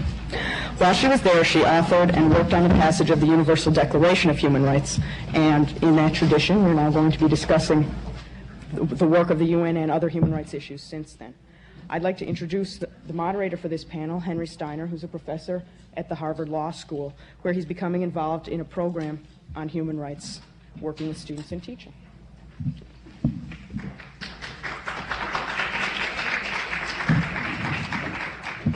Well, I'm extremely pleased to be included in a program honoring so great a lady, and my part in this program was not only intended to be a very modest one, but oddly enough will be a very modest one, basically to say just a few words now and introduce our three speakers. Since the time that Eleanor Roosevelt first grew committed in her nationally notorious role to human rights, there have been, of course, extraordinary changes in the legal and political conceptions of this subject matter. In some ways, they've been very ironic changes. The international law, the normative discourse about human rights has expanded in some extraordinary way. There has literally been a conceptual revolution in the internationalization of human rights from the time after World War II, with all of its horrors, to the present. Explosions really in two basic directions, one on fundamental human rights to the point where they have been extended to attempt to govern or to say something normatively critical about relationships between governments and their own citizens, whereas generally in the history of international law, with very few exceptions, human rights had fundamentally treated only relationships between governments and alien citizens of other countries. So international law has now laid a foundation for criticism by people, citizens, other governments, aliens of a nation's treatment of its own citizens. And at the same time, there has been expansion past the traditional conception of human rights, which was very oriented towards the Western liberal political tradition, involving fundamental rights of security, of course, also involving fundamental property right protections, and expansion beyond this to economic and social or welfare or distributive rights through the various conventions that have issued from the United Nations and from other sources. Now, with this explosion of normative discourse and conventions, the UN conventions, regional conventions, and a corresponding expansion in the ideas of customary international law, the irony is that international law has never reached more broadly, and the world, therefore, has never more vividly demonstrated the extraordinary gap between the normative aspirations of these covenants and the reality of the treatment by governments of their own or other peoples. So we are very well aware of the fact that at one level we can talk of the idealistic and increasingly important content of international law, and at another level of the cynicism which greets that expansion in aspiration as one more readily measures the gap between aspiration and reality. Our speakers will address several of these themes and numbers of others, and I think I shall address them just serially, one after the other, in the order of their appearance. Our first speaker will be Eleanor Linzer, who is vice chairman of the United Nations Association of the United States, an organization that promotes interests in and supports an effective United States participation in the UN. Mrs. Linzer, between 1953 and 62, was staff executive to Eleanor Roosevelt and then chair of the board of directors of the same organization. She's currently acting as program consultant for the Eleanor Roosevelt Centennial Observance Committee of Friends and Admirers. Mrs. Linzer. Thank you so much, Mr. Steiner. I hope you can hear me. Thank you. Actually, the story began before 1945, but really opened at San Francisco when the Organization Conference of the United Nations was opened. Representatives of 42 national organizations, American national organizations, fought there for the inclusion of human rights provisions in the coming United Nations Charter. It's to their credit, in great degree, that there are human rights provisions in the United Nations Charter, because they've struggled and fought very hard with the U.S. delegation for the inclusion of these provisions. And little credit is given to these organizations, and I hope that someday this real story will be written about their non-governmental effort. And later I think we'll be talking somewhat about non-governmental efforts, what you can do, what I can do to further this cause. But in the years after World War II, 600 million people, a fourth of the world's population, had won their political independence. In that early post-war period, they took their place in the United Nations, finding there an opportunity to exercise their newly found freedom, and in their estimation, relief from colonialism and advancement of human rights were to be placed ahead of collective security. The United Nations Charter, of course, places human rights and the dignity and worth of the human person as one of its first objectives. In fact, Article 68 of the Charter instructed the Economic and Social Council to establish a commission for the promotion of human rights. But those of us who know our history know that in that post-war period, too, Nazi tyranny was followed by the expansion of communist tyranny. And in the face of this situation, the United Nations struggled to fulfill the obligations of the Charter in human rights. The Universal Declaration of Human Rights, adopted by 48 affirmative votes, none opposed, and 8 abstentions, was ratified by the UN General Assembly in Paris on December 10, 1948. Now, Eleanor Roosevelt was not a member of the United States delegation to the San Francisco Conference, so she took no part in those beginning days of drafting the Charter. She was a member of United States delegations to the UN General Assembly from January 1946 through 1952, and she served on the Social, Humanitarian, and Cultural Committee, Committee 3. Those of you who are familiar with many television programs and books about Mrs. Roosevelt know that it was considered a safe place for her to be. She couldn't do much harm in any committee that had to do with social, cultural, and humanitarian affairs, because what damage could there be there, and whatever she said nobody would listen to. It's probably one of the failures of human insight of our 20th century. She was chairman of the Human Rights Commission from 47 to 51 and then turned over her chairmanship because she felt she had done her part. Let's hear from Marjorie Whiteman for a moment, who was the assistant legal advisor in the Department of State then and who served with Mrs. Roosevelt as her advisor on Committee 3. She says, quote, Mrs. Roosevelt was chairman of the commission when the decision was made that it should first proceed with the drafting of a Declaration of Human Rights and then with the Human Rights Covenants. We owe it largely to Mrs. Roosevelt, says Marjorie Whiteman, that the initial impetus was given to the drafting of the Universal Declaration. In her view, the world was waiting for the Commission to do something, a typically Mrs. Roosevelt phrase, do something about it. And that to start by drafting a treaty with technical language and then to await its being brought into force by ratification would halt progress in the field of human rights. In other words, Ms. Whiteman says, the Declaration could be a guide and a standard for all that followed. Mrs. Roosevelt herself recognized early that there would be controversy with some delegates on the drafting. For instance, at the end of practically every article submitted of the Declaration of Human Rights, Dr. Pavlov of the USSR proposed to amend it to read, quote, this shall be enforced by the state, unquote.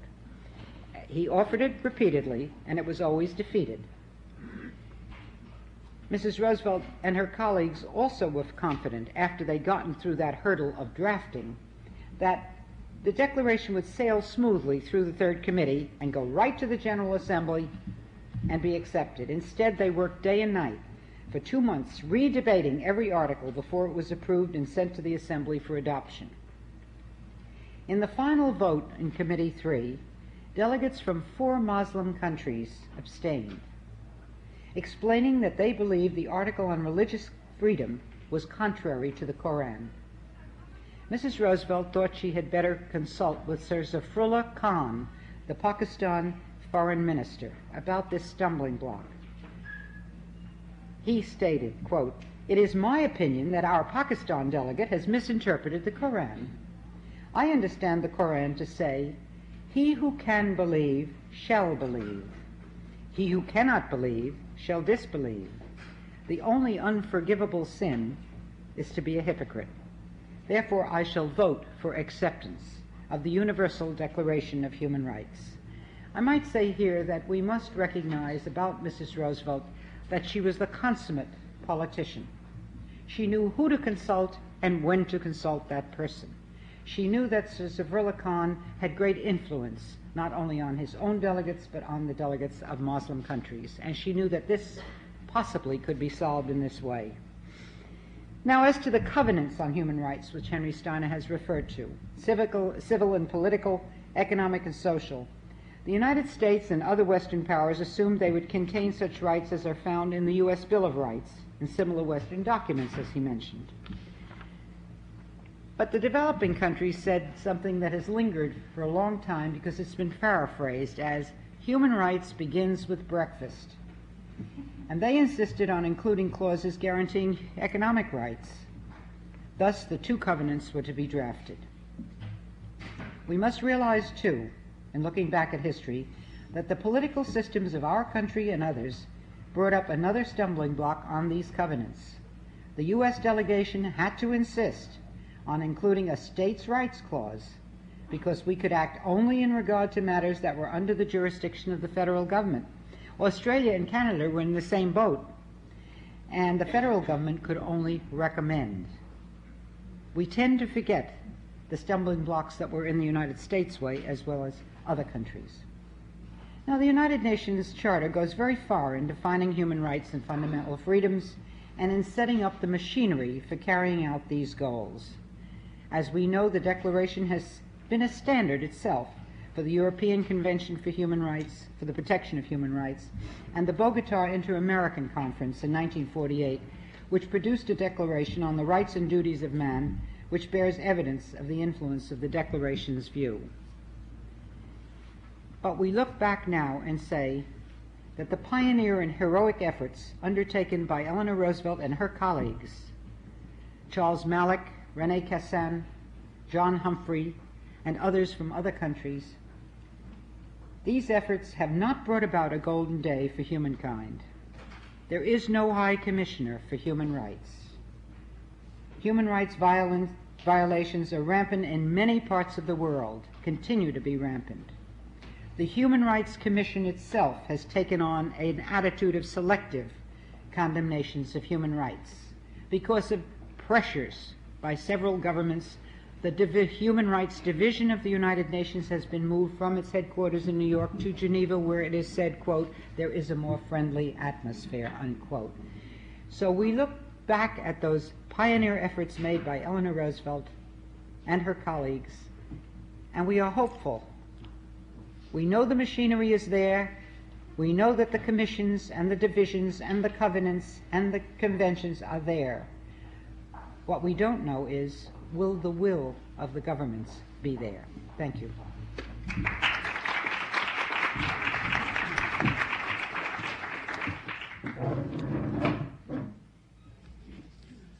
Our next speaker is Charles Byrne, who is a Jesuit priest who is now doing postdoctorate work at the Harvard School of Education on the role of Jesuit high schools in Central and South America. He's been a consultant on education issues in El Salvador and Nicaragua and has published articles on human rights in those countries in Central America generally. Mr. Byrne.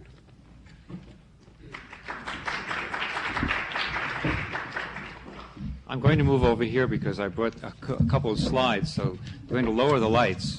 And so if you want to fall asleep, that's all right, too. I've been in El Salvador twice, and I've taken pictures of a number of persons that I would like to focus on. And I'm mentioning specific cases because, for two reasons, really. One is we have a tendency with statistics not to have them affect us. As Senator Dirksen was quoted as saying a number of years ago, $1 billion here, $1 billion there, after a while you're talking about real money. And it doesn't seem to add up too much. But the second reason, though, is, as we saw in a fine presentation this morning, and a number of other comments that have been made, that one person can do a great deal. And therefore we should not minimize the efforts, whether it is a prominent person, such as Eleanor Roosevelt, or whether it's a person that you would not have known anything about except that they happen to appear on the slide. So you can make believe it's dark out and that you can see the slides well. The first case study is a woman whom we'll call Dolores, Well, I guess she's up there. Yes, she is. Okay. Dolores was hiding out in a convent when I first met her. She's 22 years old, a widow, because her husband had been killed by the security forces. Perhaps the most amazing violation of human rights I heard about was not so much her own situation, horrendous though it was, but her sister, a week before this picture was taken, had been captured by the security forces, and a noose had been placed around her neck, and they put the rope over a branch, and were going to pull it, and they chatted with her for a while they had her in this condition. And one of the questions they asked her was, "Do you have any children?" And she said, "Yes, I have a 4-month-old son." And they said, "Well, okay, well, then we won't kill you this time." And they took the noose off, and she went on her regular life. This woman, Dolores, her life points out one of the situations of persons who are subjected to violation of their human rights, which is they can do little more than avoid being captured.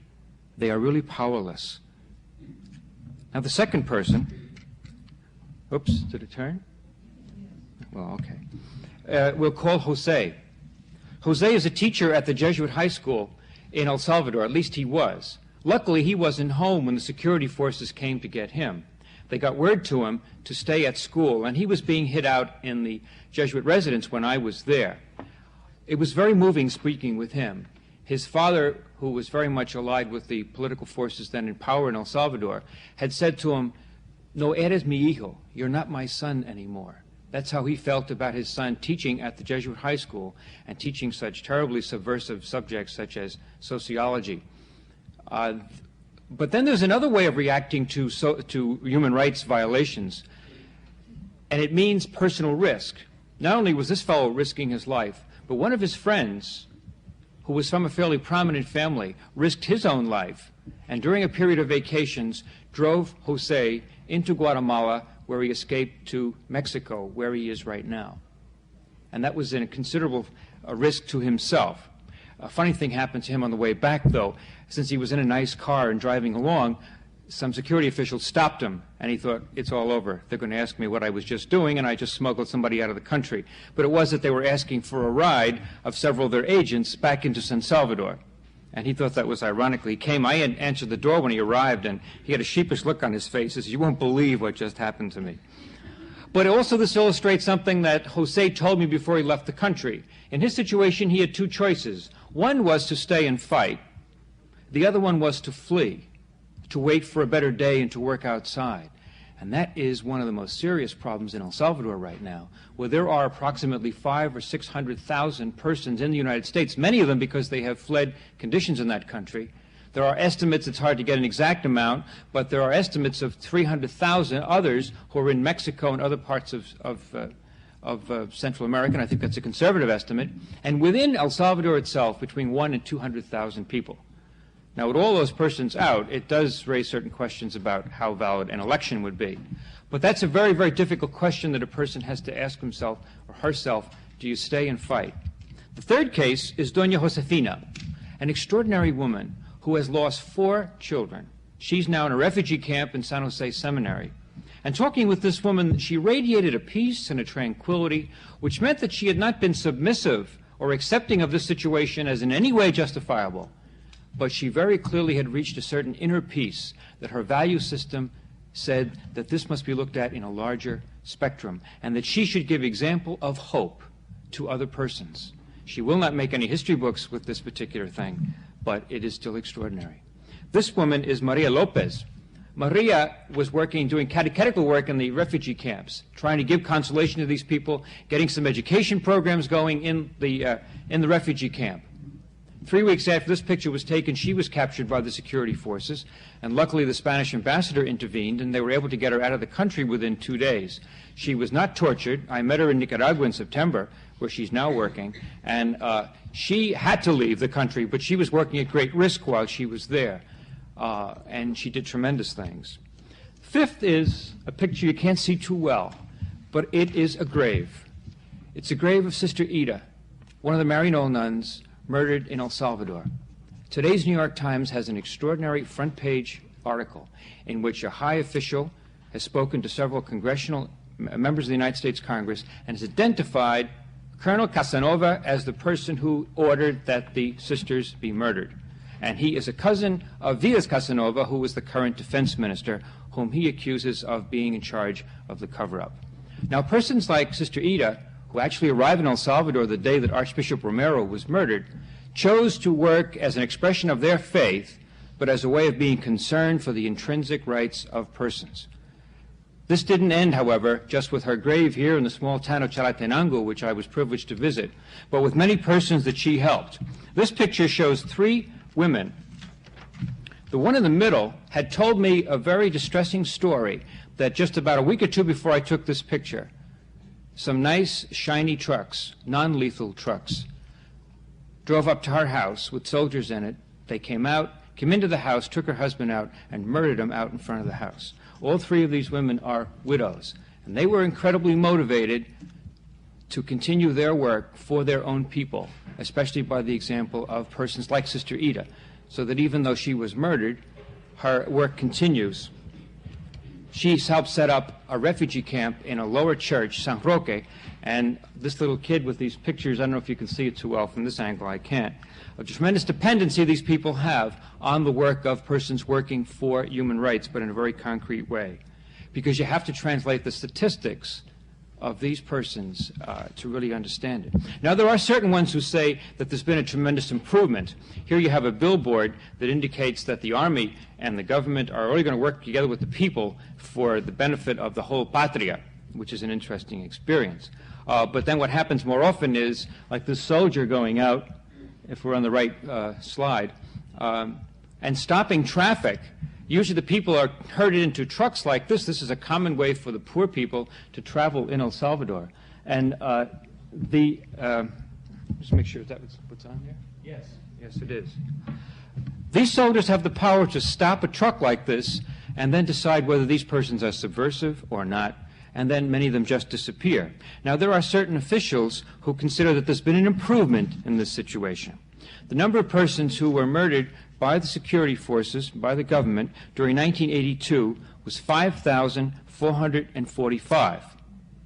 Now, the administration says that this actually was an improvement, but actually in 1983 it was 5,142, according to the figures of Tutela Legal, which is a big improvement, 303 people. Now, it seems to me that it takes great imagination to see that as improvement, but not very much respect for facts. Now, there are others that are working in education, trying to do something to improve the situation. A number of our teachers in our school there, 2 of them were machine gunned to death at the entrance to the school, which is right there. Another one was shot in his home, and 13 teachers went into exile. So otherwise they would have ended up the same way. Now, why did this happen? Because in order to have people understand human rights, what was happening was they were telling the students about slums and places like this, all right, which were affecting the lives of little kids like this. And they were also telling them about beautiful land like this, which happened to belong to one family, while others lived in slums like this. This was obviously very subversive, and therefore should not be taught to students. And therefore, you don't want to have this going on, and therefore you shoot teachers and you put bombs in. At the university that our folks run there, 1.5 weeks after I was there in August, a big bomb went off and blew up a section of the wall around the house. Now, what can be done in these situations? Well, it seems to me the poor who are facing a lot of these things, like these women who are extraordinary, and the pain on their faces was amazing. All they can do is defend themselves and give testimony to their own people and to their own children that these values are indeed intrinsic. All right. Church people try to do certain things. This is the altar that Archbishop Romero was saying Mass at when one of Mr. d'Aubisson's friends stuck a gun in the glass windows on the left-hand side of the picture and picked him off with one shot. So that's what can sometimes happen to you, and yet what these people would really want is that the voices would no longer speak out. Or they can work in educational things. I think, though, to summarize, what makes these people resist? What makes them continue? I think what impressed me most about some of the people that I ran into was that there was a coherent value system. For some of them, it was expressed in their religious faith. For others, it was an intrinsic understanding of the value of the human person. But it was something that was inside their very being. And so when they faced a concrete crisis, it wasn't just because they were devoted to a cause or because of some vague abstractions. It was something that was in the very core of their being. And I think that was essential. And therefore, any of our examination of human rights has to take a look at how the individual puts it all together. And this was stressed also by our speaker this morning, who mentioned that despite a great deal of personal difficulties and tragedies in her life, Eleanor Roosevelt was able to prescind in one sense from these things, but perhaps understanding the pain of her own experiences, was able to go out to other persons and make a difference in their lives. So this is one place where human rights are being violated, and yet a place where human rights are being sanctified, where they're being focused on as something extremely valuable. Thank you.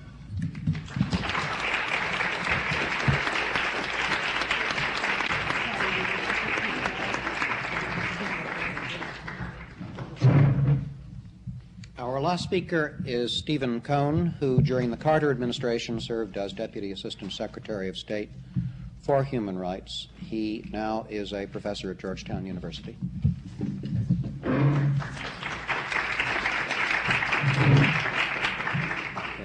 Thank you. I don't have any slides, but I feel a little more comfortable speaking standing up as a teacher. I don't think I remember how to talk to a group sitting down. I wanted to say one thing about Eleanor Roosevelt to start. I think it's wonderful that you've all decided to have a day in her memory and to honor her and to try to honor the things she stood for, particularly because I think to most of you she's a historical figure, as she really is to me. I'm now 38. She died when I was about 16 or 17, but at about the time I became politically conscious, she was ill during the last few years of her life, so that I never really experienced her directly. But in thinking about this day, I realized that two people who were more important in the two people who were most important in my political education were followers of Eleanor Roosevelt. One of them is the first was my mother, who would sit and talk to me about politics over the dinner table, beginning when I was about 13 or 14. And she first got me interested in politics, and particularly interested in civil rights and human rights issues. And she admired Eleanor Roosevelt more than anything. So although I didn't experience Eleanor Roosevelt directly, I feel as if I did derivatively. And the other person who was who really provided me with a practical political education, beginning when I was in college, was someone you may have, I don't expect many of you heard of my mother, but you should have heard, I hope, of Allard Lowenstein, who really was a political mentor or teacher to almost everybody I can think of who's between the ages of 30 and 40 who got involved in human rights and civil rights issues. And he was a protege of Eleanor Roosevelt's. He began to work for Eleanor Roosevelt in the early 50s. And so through Allard Lowenstein, my mother, I feel as if I was really educated, at least vicariously or derivatively, by Eleanor Roosevelt, if not directly. And I think it's wonderful that you're honoring her today, because she's a very important person, a very important figure, and she should not be forgotten. She has to be remembered. Now, to go to I've been asked to talk about what the United States government can do to try to encourage greater respect for and observance of international human rights. And I think it's important to talk about it in a very practical sense. And there are, I think, 3 or 4 things the U.S. government can do. And to illustrate what it can do, I think one is drawn inevitably and unavoidably into a comparison between the Carter and the Reagan administrations, because the Carter administration tried to do relatively more, and the Reagan administration has tried to do much less. And so I think that comparison between the two is inevitable if one wants to talk practically about what can be done.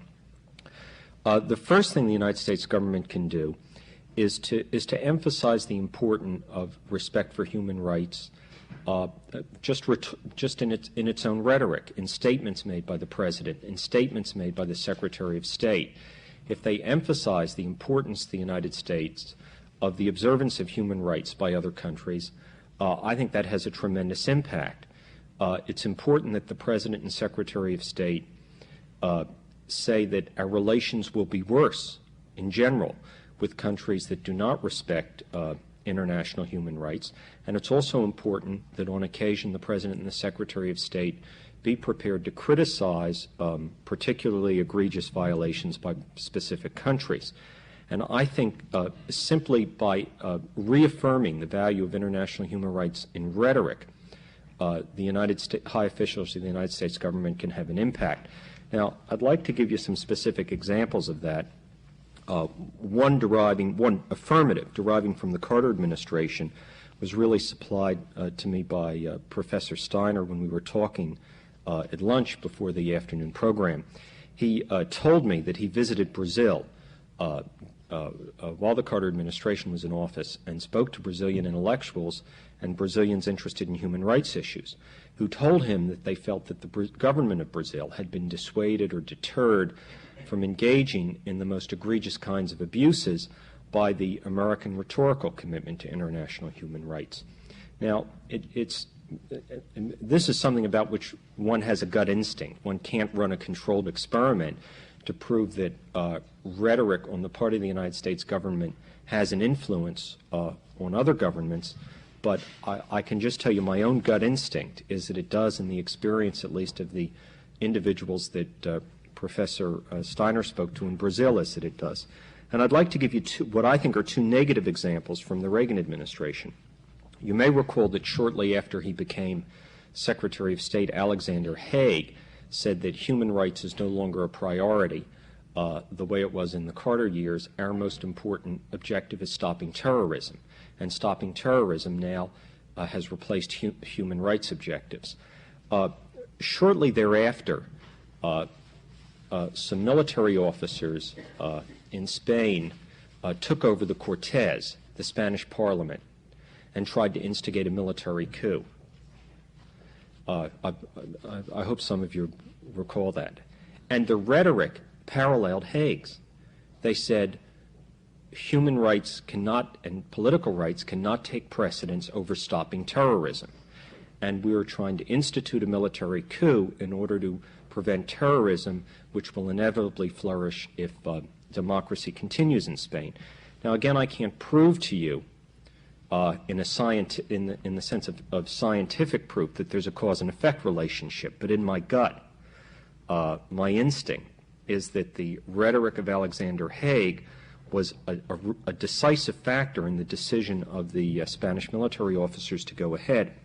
I think another example one can give of the negative impact of downplaying human rights is the assassination of Benigno Aquino in the Philippines. I think it's pretty clear now that high officials of the Philippine dictatorship were involved in planning and carrying out that assassination. I think that it was something that they felt they were more likely to be able to do with an administration in office that downplayed human rights factors. And I think that, again, a decisive element in the decision of the Philippine, at least some high officials in the Philippine dictatorship to assassinate Aquino, was the negative attitude towards human rights on the part of the Reagan administration. So I think that just the rhetoric our government engages in has a very significant impact on other countries. Now, a second thing the United States government can do is to not provide economic and military assistance to seriously repressive governments. During the Carter administration, military aid was ended to about 7 or 8 different countries, all of them Latin America, Argentina, Chile, Guatemala, Haiti, Paraguay, and Uruguay, to mention some of them. And I think the refusal to provide military aid to governments that are engaging in severe repression, again, can have a deterrent effect on those governments. It publicly and emphatically penalizes those governments for what they are doing, and also sends a message to other countries that if they engage in severe repression, they may not be eligible for American military or economic assistance. So besides the rhetoric, a second thing the United States can do is withhold economic and military aid.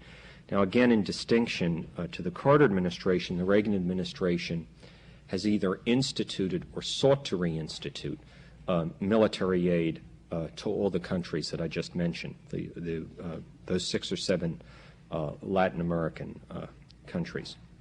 A third thing the United States can do is engage in aggressive private diplomacy. Now, the Reagan administration has sort of given private diplomacy a bad name. You may recall they've said the human rights initiatives of the Carter administration were too public. The way to achieve human rights progress is private diplomacy. Well, I think the fact of the matter is that 95% of what the Carter administration did was done privately in the form of private, quiet diplomatic representations to other governments, and it was often quite effective. And I'd like to give you just 2 examples. One is taken from Paraguay.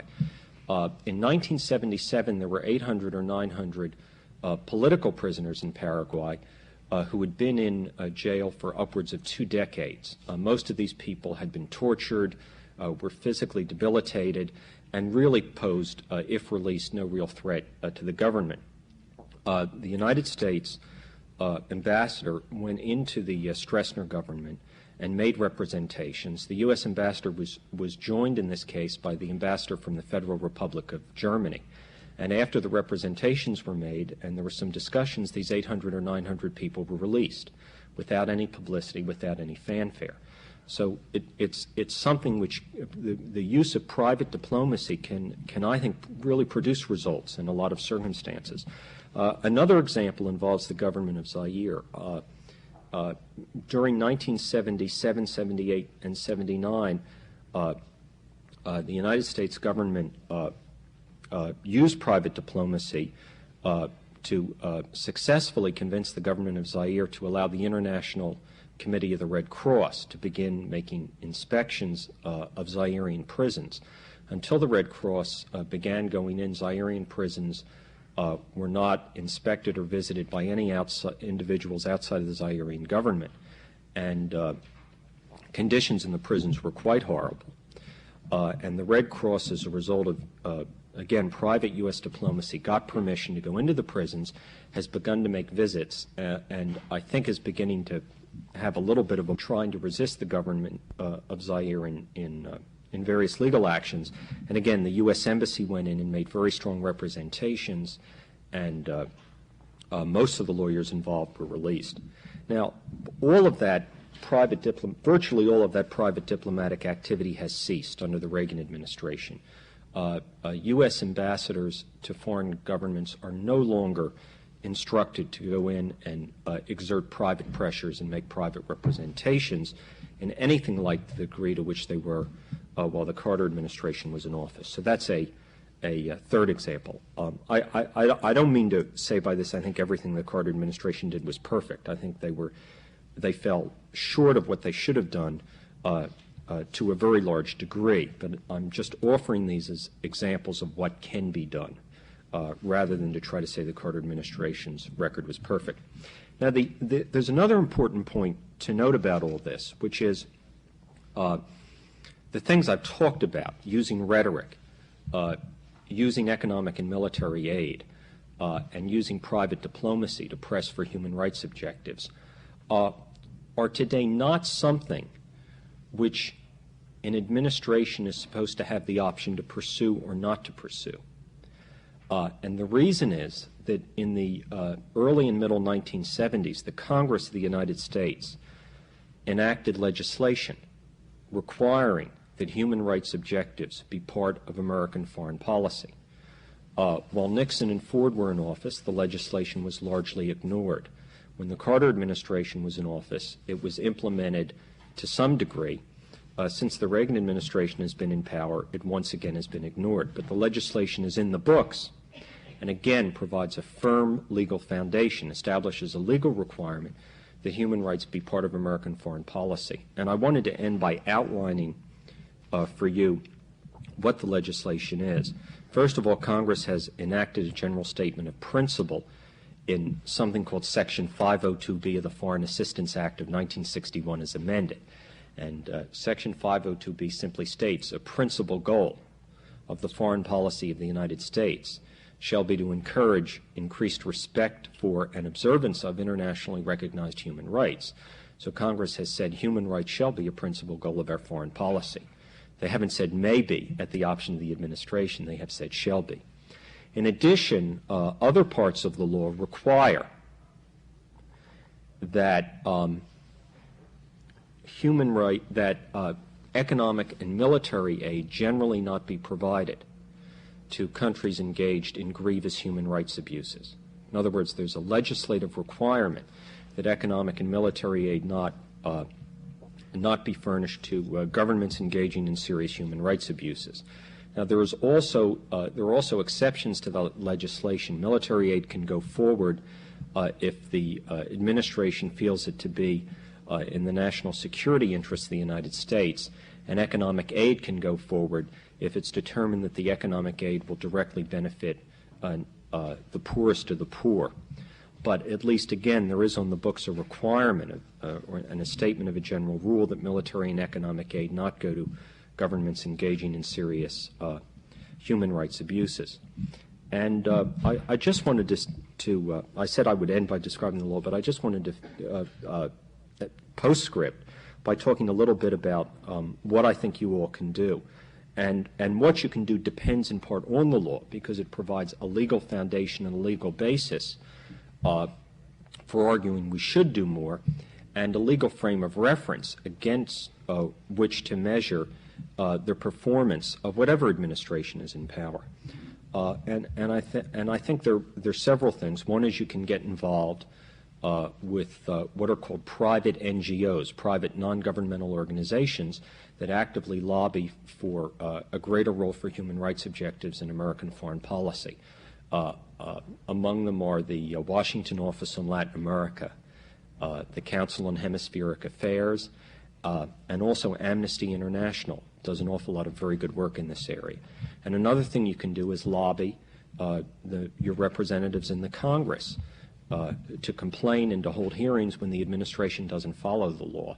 I think the representative from Cambridge is still Tip O'Neill. Is that right? So you can write to Tip O'Neill and complain.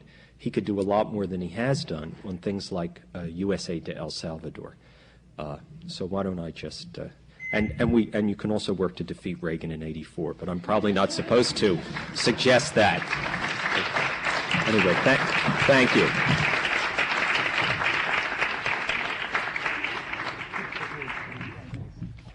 Well, the floor is now open for questions which can be addressed to any or all of the panelists. Yes.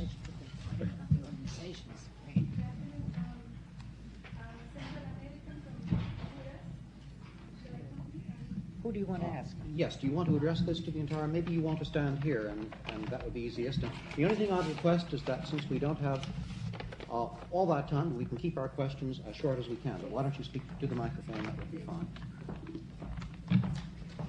I'm a student from Honduras. I'm here on the Hubert Humphrey Fellowship Program and attending the School of Law. I'm attending a human rights seminar, and I must write a paper on the effectiveness of the international procedures for the protection of human rights. I would like to ask Mr. Cohn and Ms. Linzer if they think there is a way to measure the effectiveness of for instance, the Inter-American Commission on Human Rights procedures for the protection of human rights in the hemisphere. If there's a way we can measure whether these procedures have been effective to some extent or not. Thank you. Well, the organization of, I think it might help if I explained a little bit about the institution to which you referred, for those who don't know about it as you do. Under the Organization of American States has established a number of institutions for the protection of human rights in the Americas. The first institution is a legal document, the Inter-American Declaration of Human Rights, which is a treaty. Countries that subscribe to the Inter-American Declaration assume the obligation of respecting basic human rights in the areas under their jurisdiction. The second institutional mechanism is the establishment by the OAS of an Inter-American Human Rights Commission to investigate and make reports on violations in the Americas of the rights specified in the Inter-American Human Rights Charter. And the Commission has been in operation now for about 7 or 8 years, I believe, and has investigated and issued reports on human rights abuses in, among other countries, Argentina, Haiti, El Salvador and Guatemala, I believe. And I think its reports have had considerable impact. They often, one of the hardest thing to do in the human rights area is to establish what are the facts. Very few governments will admit to torturing and killing their own citizens in large numbers. And so simply establishing, simply having a relatively disinterested body that will create a record, I think is very, very important. So I think the Inter-American Human Rights Commission has had an impact. I think, for example, the report on Argentina, which got widely publicized in Argentina, had a very positive influence on the eventual movement to elected government in Argentina, or to elected government in Argentina. I would supplement what Mr. Cohn is saying, Professor Cohn is saying, by pointing out the realization that the United Nations and that truly international activities form a framework and a standard, but for effectiveness and for measurement of standards, we should look more and more, we realize, to the regional setup, such as the Inter-American Commission. That the global thing can be set by the United Nations, but when you really want some action, you do it regionally. Yes, I'd like to add one point. When an international group shows interest in some of these issues and does its own study, it very often reaffirms the data which is generated by some very reliable sources within the countries. For example, in El Salvador, there was a group started which was called Socorro Jurídico, and this was criticized that they were only reporting the killing being done by the right. They seemed to eliminate the fact that perhaps maybe most of the killing was being done by that group. So a separate group was set up called Tutela Legal, headed by a marvelous woman by the name of Maria Julia Hernandez. And even the American embassy officials in San Salvador take that data very seriously. Now, when it's reaffirmed by an international group, international study, then its real value is seen. The value was there before, but it's reaffirmed in a very important way, so that the statistics that I was giving today are from Tutela Legal, and because they have been reaffirmed internationally, they are not scorned by most people. Yes, just add one brief comment, and that is, on matters of international enforcement, one might draw two sets of distinctions. One is in international organizations, such as the Commission you mentioned, the distinction between individual remedies, if they exist at all, which have been traditionally very impoverished and not very effective. That is an individual seeking recourse, seeking redress, seeking recognition or vindication, as opposed to these grosser, more systematic, more public approaches, such as publicity, reports, and all the pressure stemming from it. And here you're involved in this world of complementary activities between agencies or organs of international institutions and a wealth of non-governmental organizations which have played an extraordinarily important role in all of this. The International Commission of Jurists, Amnesty International, and so on and so forth. It's been very much a complementary role, I would feel, exercised dominantly by making public charges, and as one organization after another makes the same allegations, it tends to substantiate and make credible reports which initially may come from an organization that is viewed as very partisan or involved in the struggle. Yes? Yes, first of all, I said that Eleanor Roosevelt was never the you were ambassador to the U.S. ambassador to the UN. Somebody said No. she was just in the delegation. I said she was a member of the U.S. delegation. Somebody else said she was the first.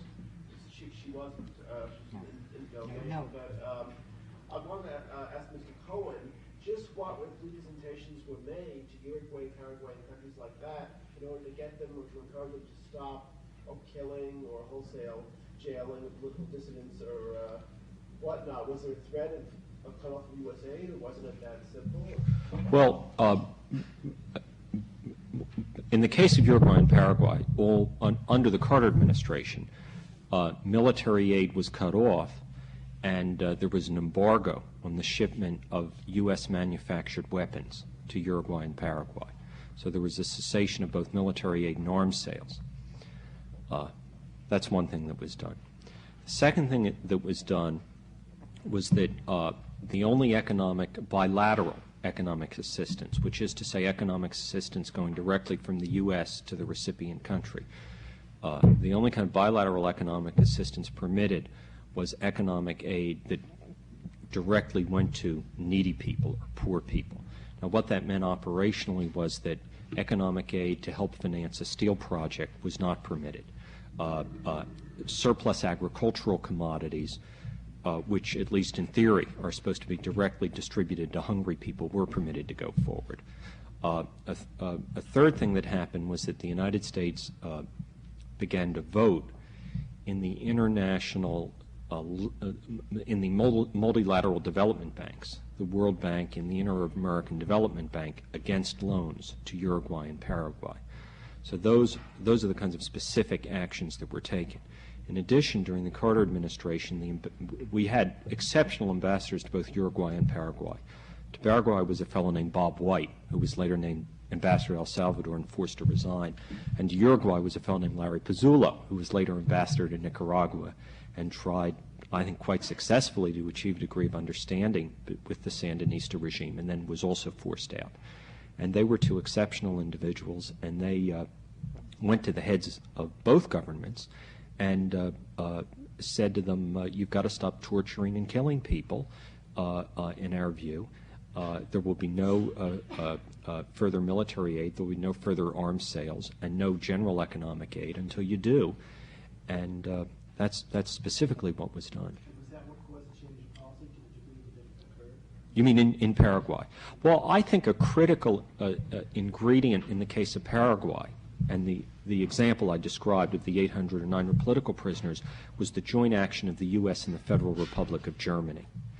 There is still apparently some degree of influence of German. There's a fairly substantial German community in Paraguay still today, and I think the fact that the Federal Republic of Germany's ambassador went in with ours was very important there.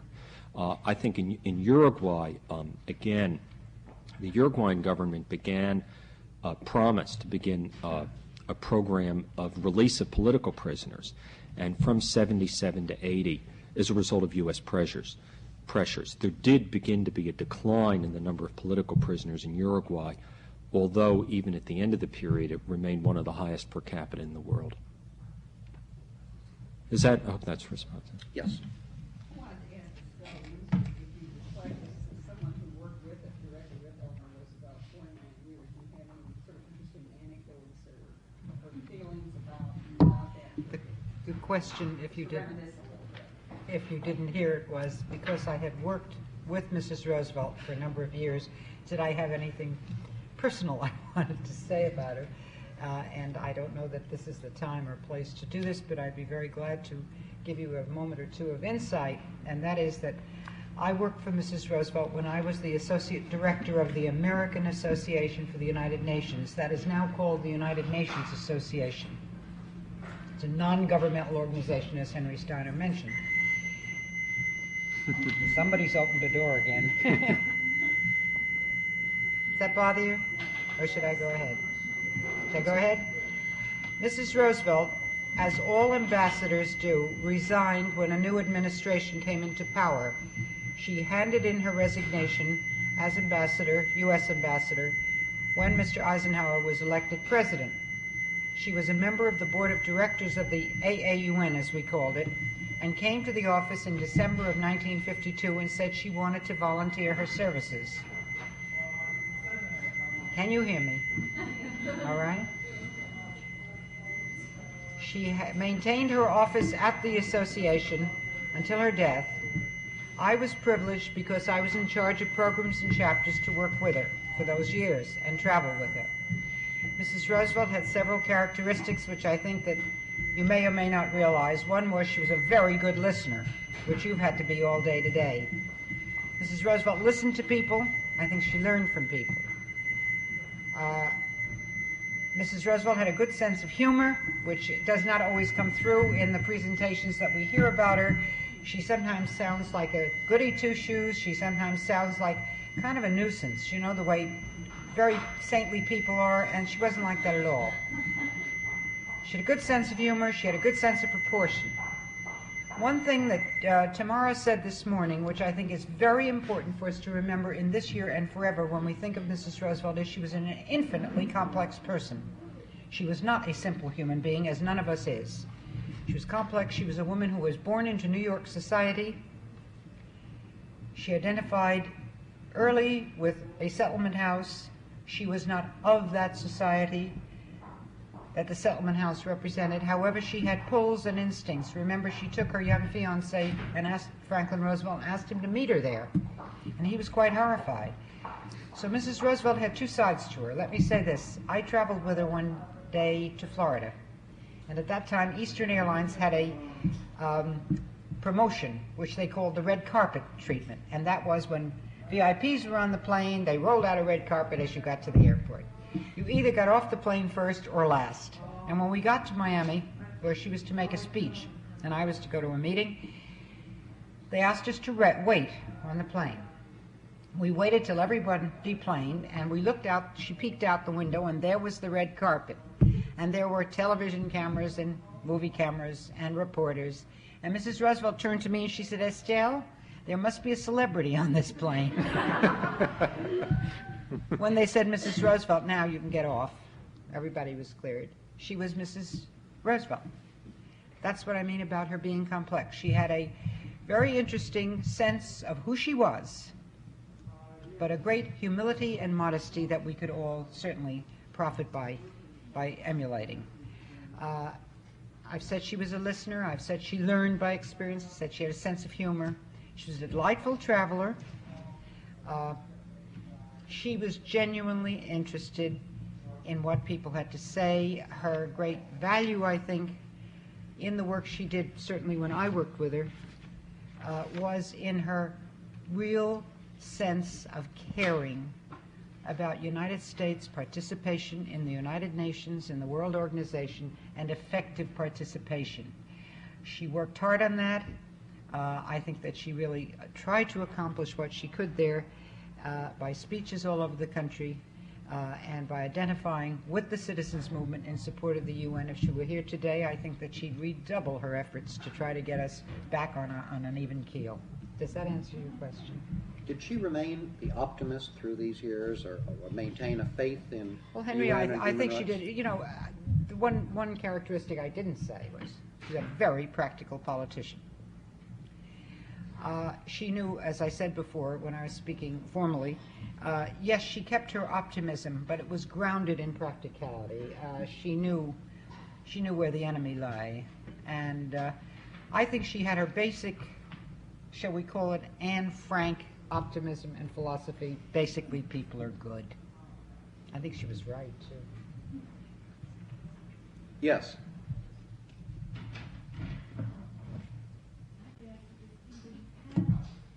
If by some miracle the great Eleanor Roosevelt could speak to us today in a very few words, if you would, if you desire to do so, what she might tell us.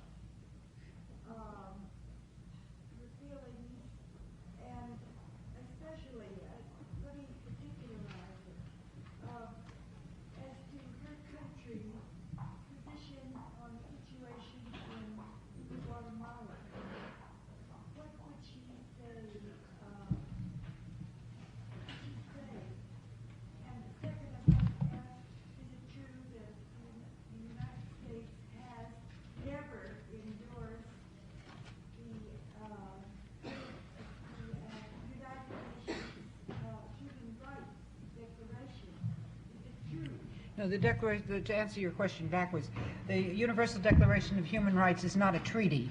We endorse it, yes, of course, because it was easy to do so. We didn't need Senate ratification for that. We have not endorsed the covenants.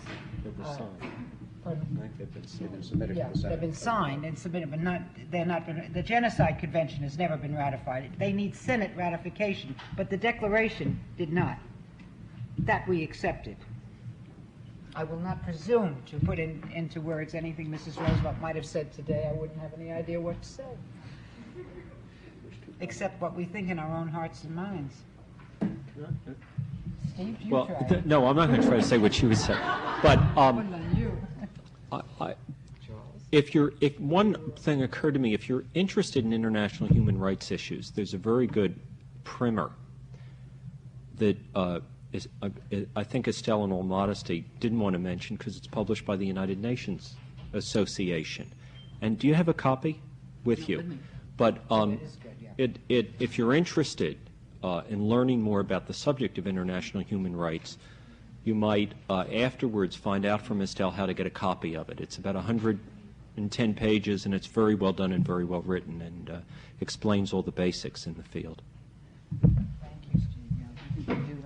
Yes.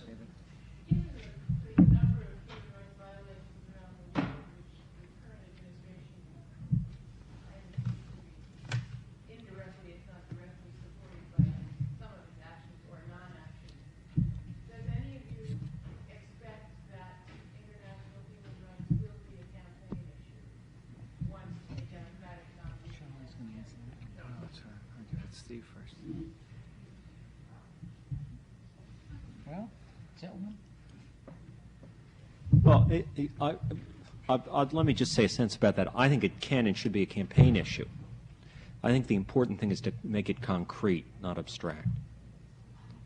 That's all. I don't think...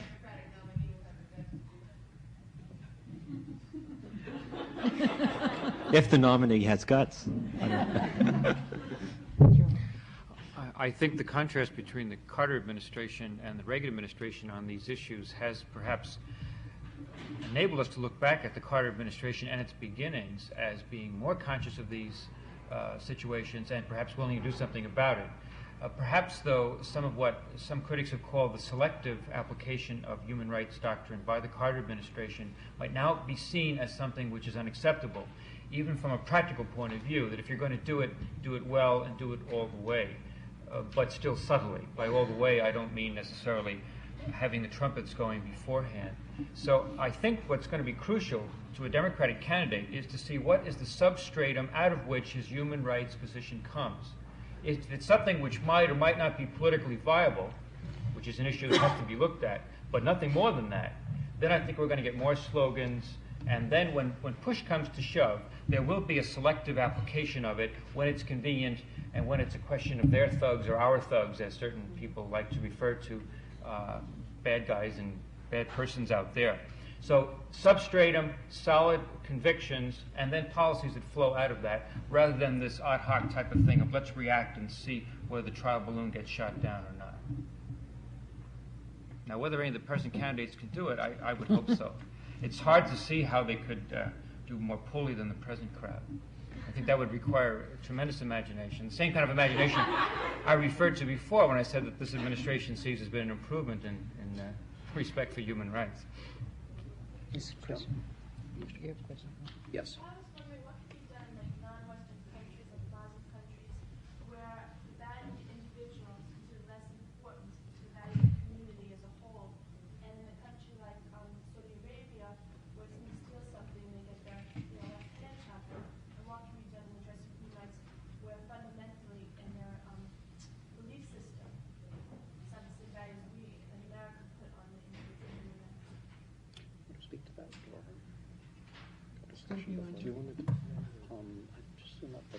Well, I think that was recognized early, as I'd mentioned, by for instance, the Muslim. And I think this is a very difficult problem, and where you can try to get a common denominator someplace along the line. But you have to keep in mind what I tried to say before. The United Nations is a league of sovereign nations. And until such time as the millennium comes and there is a world authority that says you must all conform to the same principles of human rights or whatever human behavior you want, you're not going to get any common denominator, because religious and cultural differences are strong in this world. I think where you can strive more and more is to get some sort of understanding about the inhumanity of cruelty of torture, inhumane treatment. I agree with you. But I think you're asking for something that isn't going to happen. That's at least my feeling. What do you think? One thing here, if the moderator may do a little more than moderate.